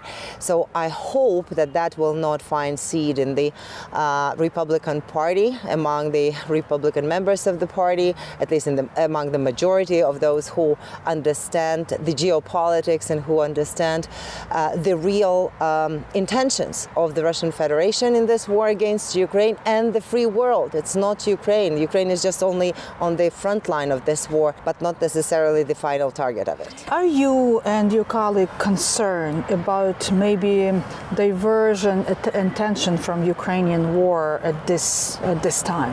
Definitely we understand that when there are several priorities, that is deviating a lot of attention, some resources as well, and also some accents in what this or that government is paying attention to. And so for that matter, we do worry, and we do hope that Ukraine will not be forgotten, that this war that we are brutal, absolutely bloody defensive war that we have to fight today on our own territory, that it won't be forgotten by American leadership and American people. And we see that President Biden is making this particular case not to forget and to respond cohesively in a comprehensive manner. So hopefully this approach won't allow for this shift of priorities. And we also hear positive responses from our partners in the EU, on the European continent, that are trying to assure Ukraine and Ukrainians that they are keeping very, very high, or highest on their agenda, the priority of continuation of supporting Ukraine. You're going to Brussels. Right now in Europe, this issue of the conflict in the Middle East is dividing societies, specifically in Europe, where we have a lot of Palestinians, immigrants, we see the protest movement and so on. What is the Ukrainian legislative body position on this issue, and how would you planning to kind of attract new attention from European partners? Well, we do see this protests, and we also understand that some people are actually misled by the propaganda machinery that is working to ensure that people think that terrorists are freedom fighters, where we started. And that is something that is unfortunately just misleading the good intentions of some people, that they are being used for those demonstrations. And that is a very painful part of it. But that is how the propaganda machinery works, how the information type of war machinery, of hybrid war machinery, is also working. So for us, it's important to talk to not only to politicians, we are going right now to European Parliament, to our colleagues in the European Parliament, but definitely also through media, with the support of media, also to reach out to societies in the European countries in order to continue explaining what is happening on the ground. Well, it's difficult to find a kind of to organize or whatever the new wave of support, but the priority is to ensure that we are not stuck in this level of support that we have as of now, that we don't get the decreased support, but we actually all together ensure by the explanation, by the real people's story, human stories that we are going through, we ensure the increase of this support from European partners and also from the American colleagues. Thank you very much. Thank you. Ivana Klimpush-Tsintsadze, chair of the Parliamentary Committee on Integration of Ukraine to the EU, speaking with VOA Eastern Europe Bureau Chief Miroslava Gongadze. Turkey will take part in peace talks next week aimed at finding ways to end Russia's invasion of Ukraine. President Volodymyr Zelensky made the announcement last week after speaking on the phone with his Turkish counterpart Recep Tayyip Erdogan, noting that Turkey's participation will add an authoritative voice and stance to the talks. Russia is not expected to take part in the talks, which Zelensky hopes will rally support for his own peace plan. Meanwhile, there are fears of a new conflict growing as Turkey and Azerbaijan demands a corridor through American territory after last month's forced exodus of ethnic Armenians from the disputed Nagorno-Karabakh region. As Dorian Jones reports from Istanbul, Russia also supports this plan. Turkish and Azerbaijani military on Monday started 3 days of drills across Azerbaijan, including its autonomous region of Nakhchivan on the border with Turkey. The drills took place after the two countries' leaders called for a 40-kilometer-long corridor through Armenian territory to connect the Azerbaijani territories. Known as the Zangezur Corridor, is of critical importance to the two allies. Hussein Baja is the head of the Foreign Policy Institute, a research organization in Ankara. Armenia has to make a decision, peace for land or land for peace. Also for Turkey, very important to have this Zangezur corridor open, not only to connect with Azerbaijan, but also with all the Central Asian countries through the Caspian Sea and also through the main roads that the goods of Turkey will be transported to Central Asia. Turkish-backed Azerbaijani forces last month captured a disputed region of Nagorno-Karabakh from ethnic Armenians who emptied out of the territory. Observers say the Armenian government, still reeling from taking more than 100,000 refugees, strongly opposes giving up any Armenian territory. Eric Hachopian is a political consultant in Armenia. This is the red line of red lines. It will never be accepted. What they say is that let's open up all roads. It's our sovereign territory. You drive through our sovereign territory. We drive through your sovereign territory. territory, but the roads will be controlled by us. There'll be no extra corridor. There'll be no legal corridor. Russia backs the idea of a land corridor outside Armenian control and proposes that Russian troops administer it.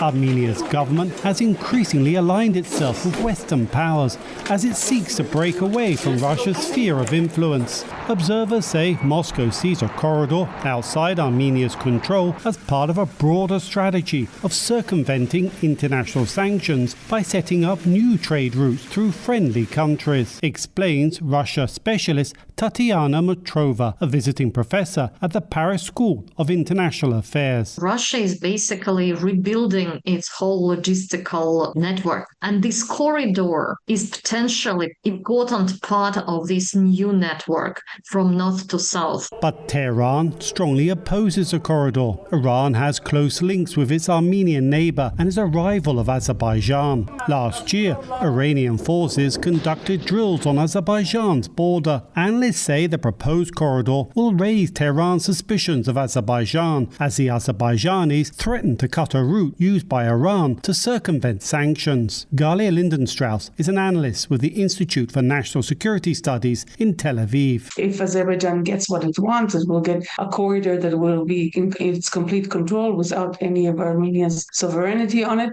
which means it basically does cut between Armenia and Iran. And we know that all sorts of things have been moved through the border between Iran and Armenia, and some of these things are very critical to Iran. As Turkish-Azerbaijani military exercises started, Tehran hosted peace talks between Armenia and Azerbaijan Monday, with Russian and Turkish foreign ministers also attending. They gathered but apparently made little progress, and tensions continue to simmer in the region. Dorian Jones, VOA News, Istanbul.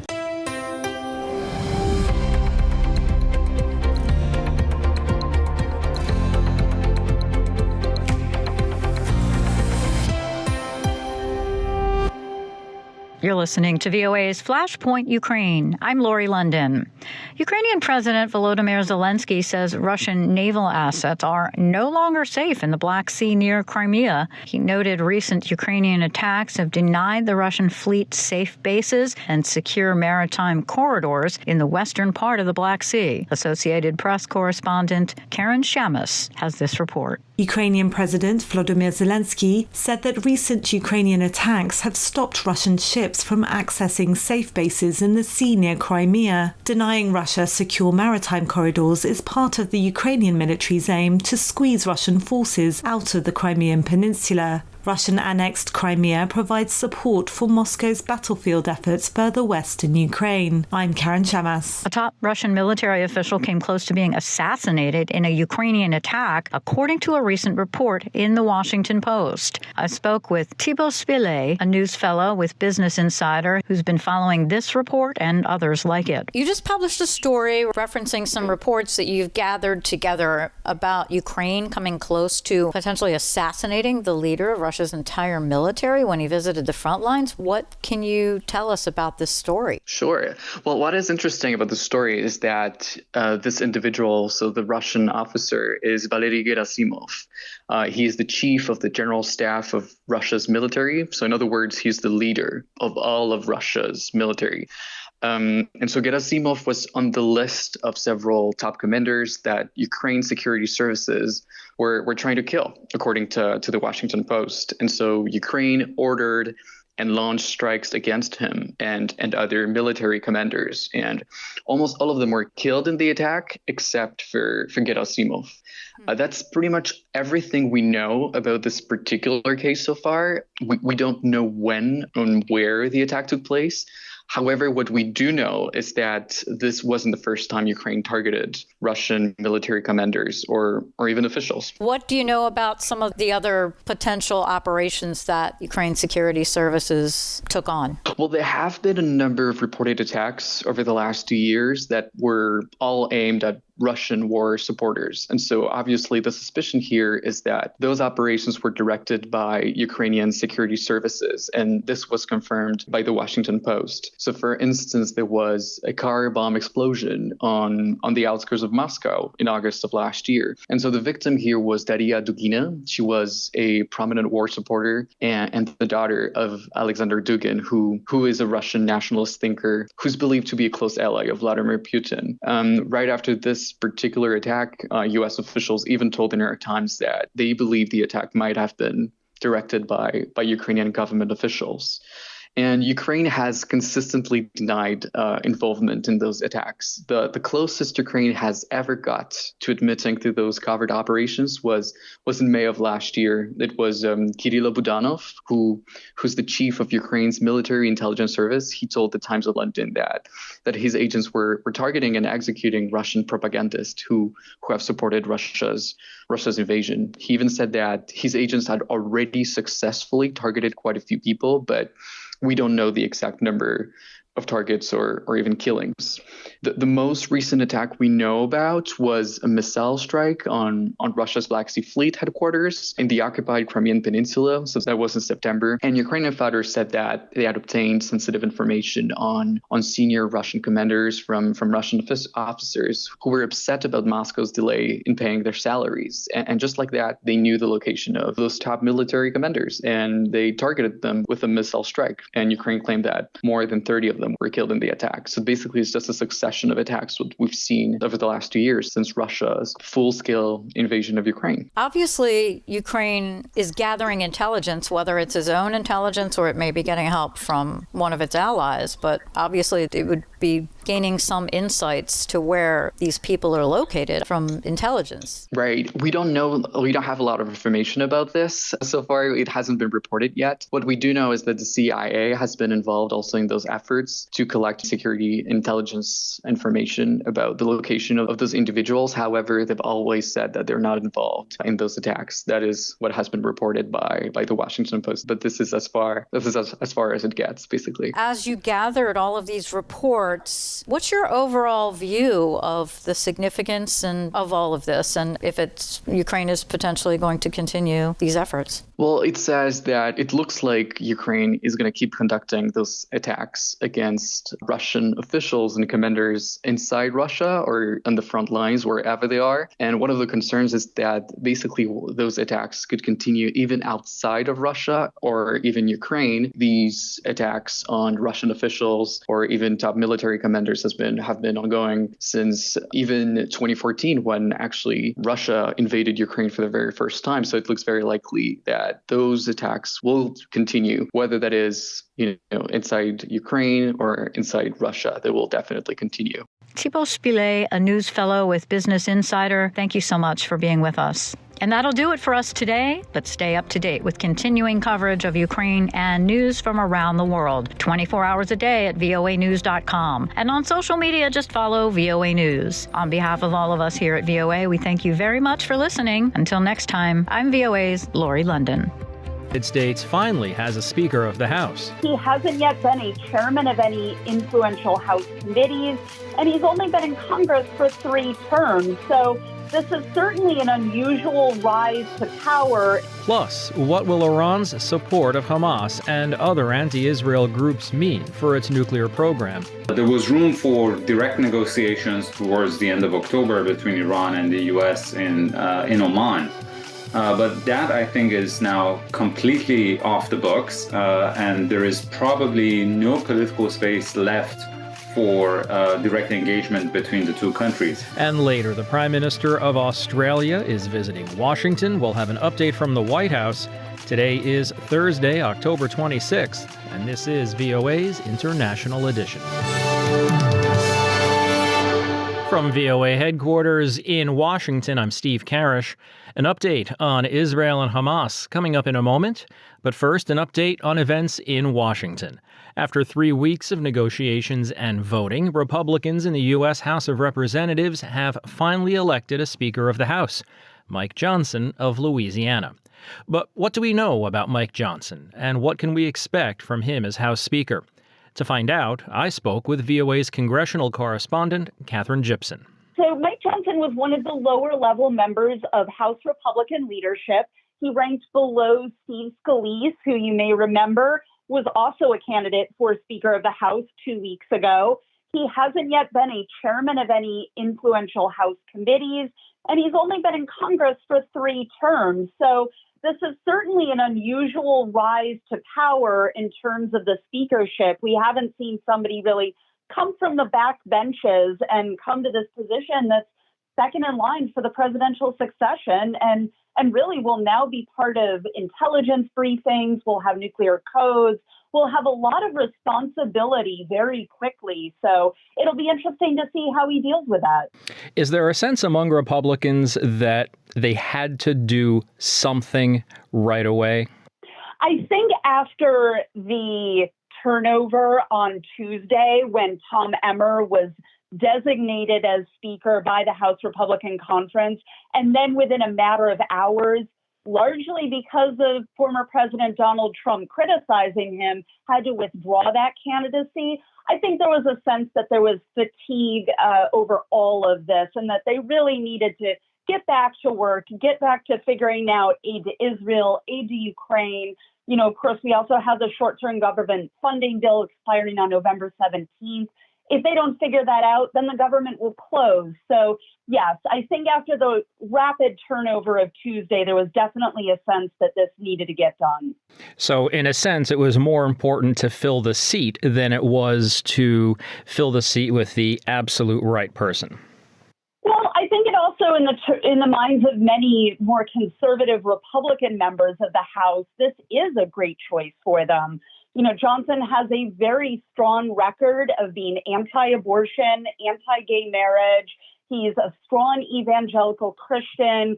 A lot of other members were saying that this hails the rise of the MAGA right, that we're finally seeing a real Donald Trump supporter rise to a position of power within the U.S. House of Representatives. So I think it was a mix of the two factors. Well, that sort of brings up my next question is, what can we expect from his speakership? What kind of bills will he put forward? What kind of policies does he endorse? Well, one of the first things he did as Speaker was bring up a resolution condemning Hamas's attack on Israel and expressing the U.S. Congress's need to get behind Israel and support them. We know that he has proposed another short-term government funding deal that would push the issue out into early next year, so that they can actually get to work on the actual appropriations bills and figure out real spending levels, which is always a priority for Republicans, to make those spending cuts and try to be fiscally responsible. They want to buy more time to make those negotiations with a Democrat majority Senate and, of course, Biden in the White House. So that's going to be the first order of business for a Mike Johnson speakership. My last question for you, Catherine. The House of Representatives is just under 50% Democrat as well. What's their sense of Johnson and what's their sense of moving forward and getting stuff done in a bipartisan way? Well, you know, President Biden in his statement on the election of Johnson said that he was willing to work with anyone to get the work of the American people done. Minority Leader Hakeem Jeffries said something much along the same lines. But really, they're very interested in how this is going to play out to the 2024 midterm elections. They are saying that Johnson is an extreme member of the right, that he is a Donald Trump supporter through and through, and that his extremist policies are not going to appeal to the American people at large. They're already saying that this is going to be a key campaign issue, arguing that he tried to overturn the results of the 2020 election, and that is something that doesn't sit well with the majority of American people. So it's going to be tough for them to work with somebody whose underlying values they simply do not agree with. Catherine Gibson is VOA's congressional correspondent. Catherine, thanks for your time. Thanks for your reporting on this. So good to be with you. Israel is preparing a ground invasion of Gaza, Prime Minister Benjamin Netanyahu said in a televised statement on Wednesday, though he declined to provide any details. He said the decision on when forces would go into the Palestinian enclave controlled by Hamas would be taken by the government's special war cabinet, which includes the leader of one of the centrist opposition parties. We are raining hellfire on Hamas. We've already killed thousands of terrorists, and this is only the beginning. Simultaneously, we are preparing for a ground invasion. I will not elaborate on when, how, or how many. I will also not elaborate on the various calculations we're making, which the public is mostly unaware of, and that is how things should be.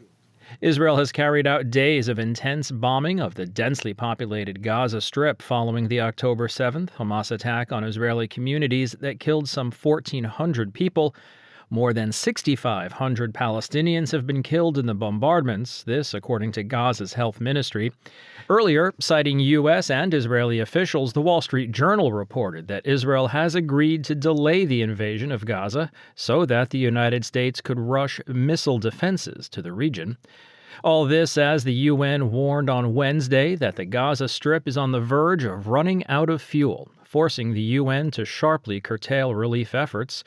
Meanwhile, the leader of Lebanon's Hezbollah group held talks on Wednesday in Beirut with senior Hamas and Palestinian Islamic Jihad leaders in a meeting of 3 of the top anti-Israel militant groups amid the war raging in Gaza.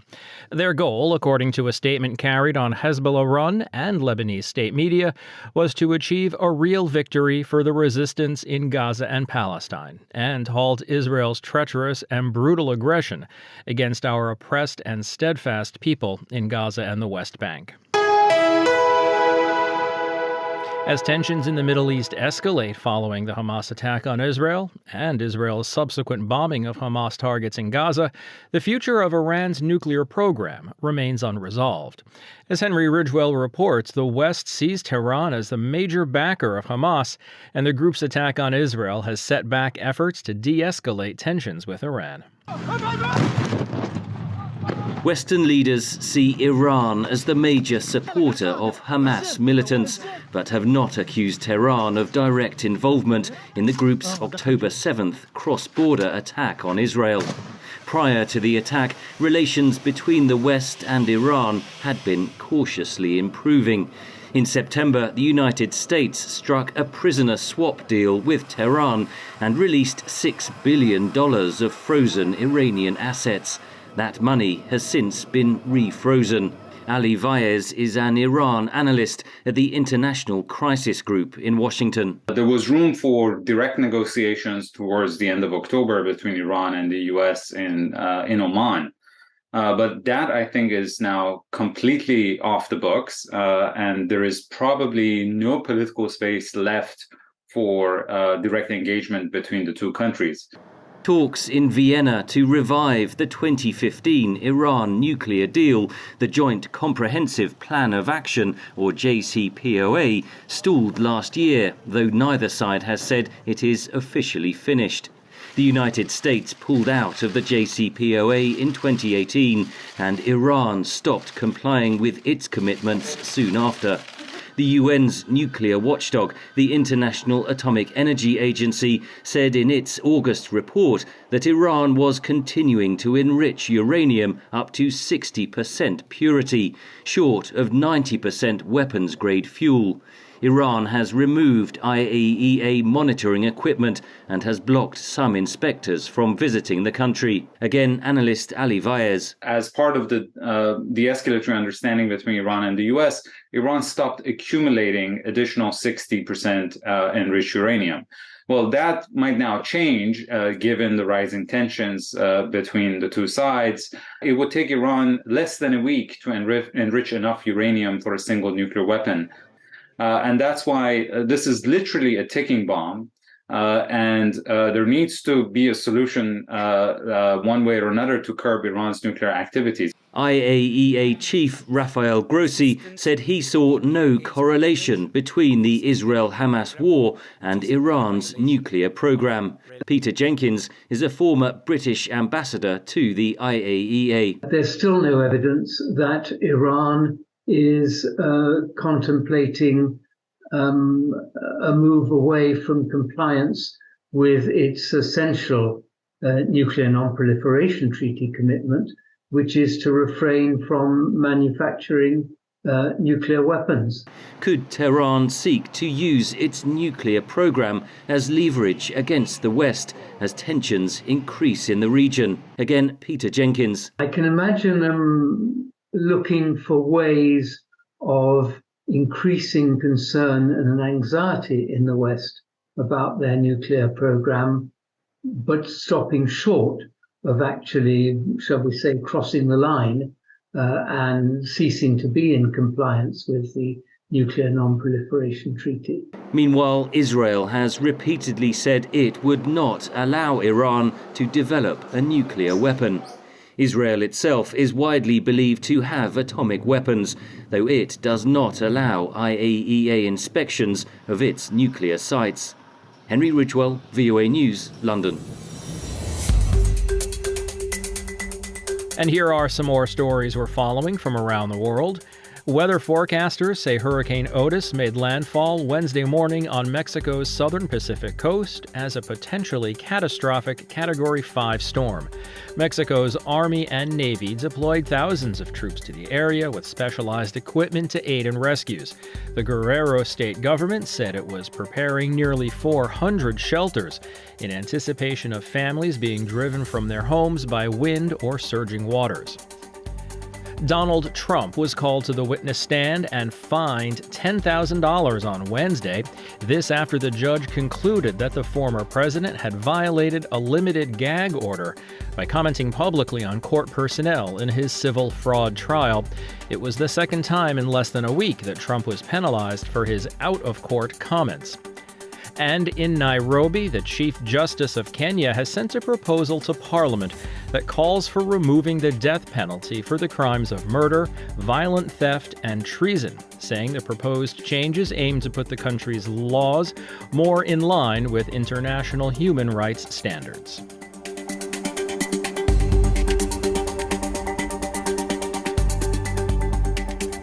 Much of the world's attention has been on the situation between Israel and Hamas in the Gaza Strip. However, the broader conflict between Israelis and Palestinians also includes the West Bank and the roughly 3 million Palestinians who call it home. What has life been like there in the days after Hamas launched a deadly incursion into southern Israel? VOA's Rick Pantaleo spoke with correspondent Jan Boychat, who is reporting from the West Bank and has this update. Jan, you told me that you spent days in the West Bank and you attended a funeral today. You also mentioned that there's a lot of rage and frustration over there and a lot of criticism about the way the Palestinian Authority have been dealing with all of this, trying to avoid a confrontational approach to Israel. Can you share some of what you're experiencing or what you're seeing on the West Bank? Yes, I was today in this funeral, a 16-year-old boy. He was killed by the Israeli forces. So far, more than 100 Palestinians have been killed in the West Bank by the Israeli forces and by Jewish settlers that live there. Talking to people there, most of them, they say, it's time to change the approach towards Israel. They've been criticizing Mahmoud Abbas, the Palestinian Authority president, because he's been trying for the last 30 years to find a solution through negotiation, trying to convince the international community that they have to step in this situation to find a solution for the Palestinian issue. But in the last 30 years, things are getting worse and worse for the Palestinians. They're losing land in the West Bank. Gaza is under a very strong blockade for the last 15 years. So a lot of people in the West Bank are just saying, we need to change. We need to find another way. And for a lot of people, another way means violence, means confrontation.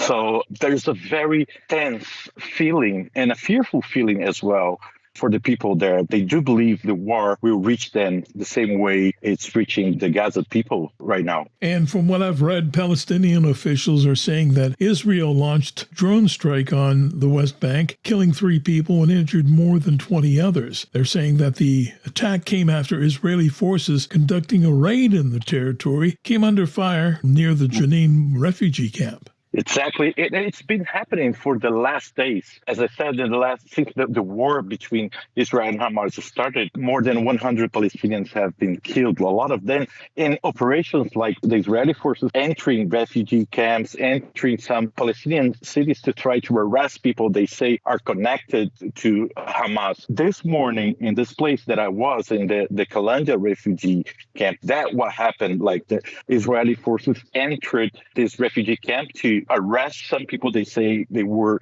connected to Hamas, and people there, they start fighting back, throwing stones, but some people probably with guns as well. And this young boy was killed. So this is something that is happening in the last 2 weeks, and it's fueling the anger in the West Bank. And finally, I've read that hundreds of demonstrators, including members of various Palestinian unions and federations, marched on Wednesday in Ramallah, located within the West Bank, to protest against the Israeli military strikes in Gaza. What do you know about that? Oh, that's been happening in the last 2 weeks. There are protests all the time in Ramallah. Some of them are very violent, especially the young people are confronting the Israeli forces that are around. Last Friday, for example, I was in one of those protests, and there was a lot of violence. I saw at least 6 guys were shot with live ammunition by the Israeli forces. And the fear is that this violence can escalate there after all this violence that is going on everywhere around here. If you don't mind me asking, Jan, how are you coping with all this going around you? It's very sad to see what's going on.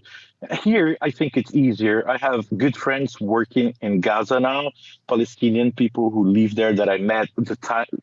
And I think the situation there is catastrophic. I have the chance to leave. I can go when I feel I can go, but a lot of people, they can't. Mm-hmm. So I have to cope with this in a good way, because I have the chance to leave whenever I want to leave. So it's very different. Jan, thank you very much for joining us. I appreciate it. Thank you very much for having me. From Washington, it's VOA's International Edition. I'm Steve Karish. Australian Prime Minister Anthony Albanese visited the White House for a state visit on Wednesday. The pageantry-filled day offered a chance for the two nations, who are already close, to deepen their cooperation around nuclear-powered attack submarines and their joint military presence in the Pacific Islands. Both moves seen as critical to countering China's increased ambitions. VOA's Anita Powell reports from the White House. President Joe Biden warmly welcomed Australian Prime Minister Anthony Albanese to the White House on Wednesday, acknowledging that the state visit was overshadowed by gruesome events on the other side of the globe.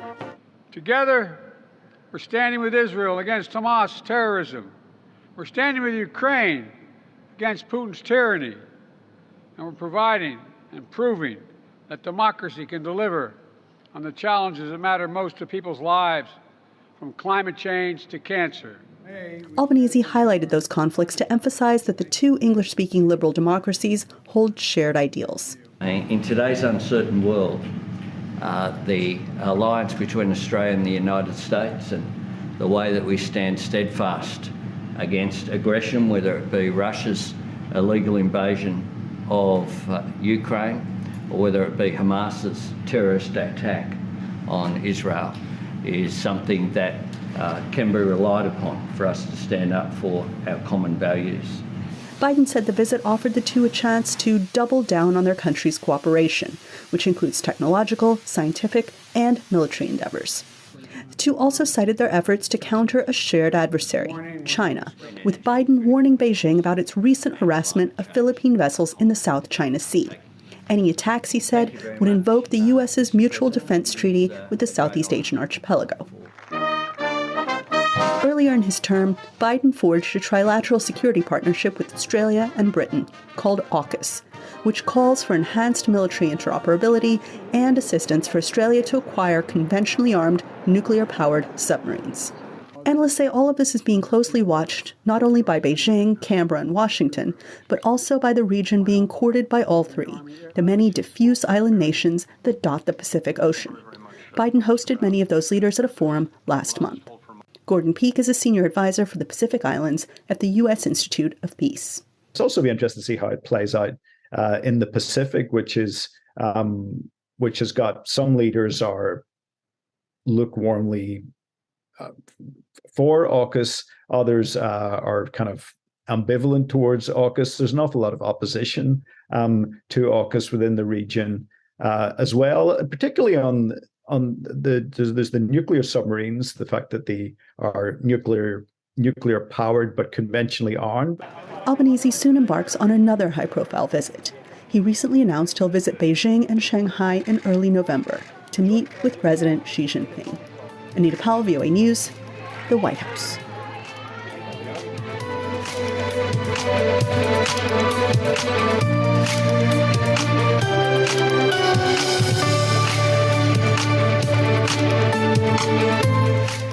And that's going to wrap it up for us today. This has been International Edition on the Voice of America.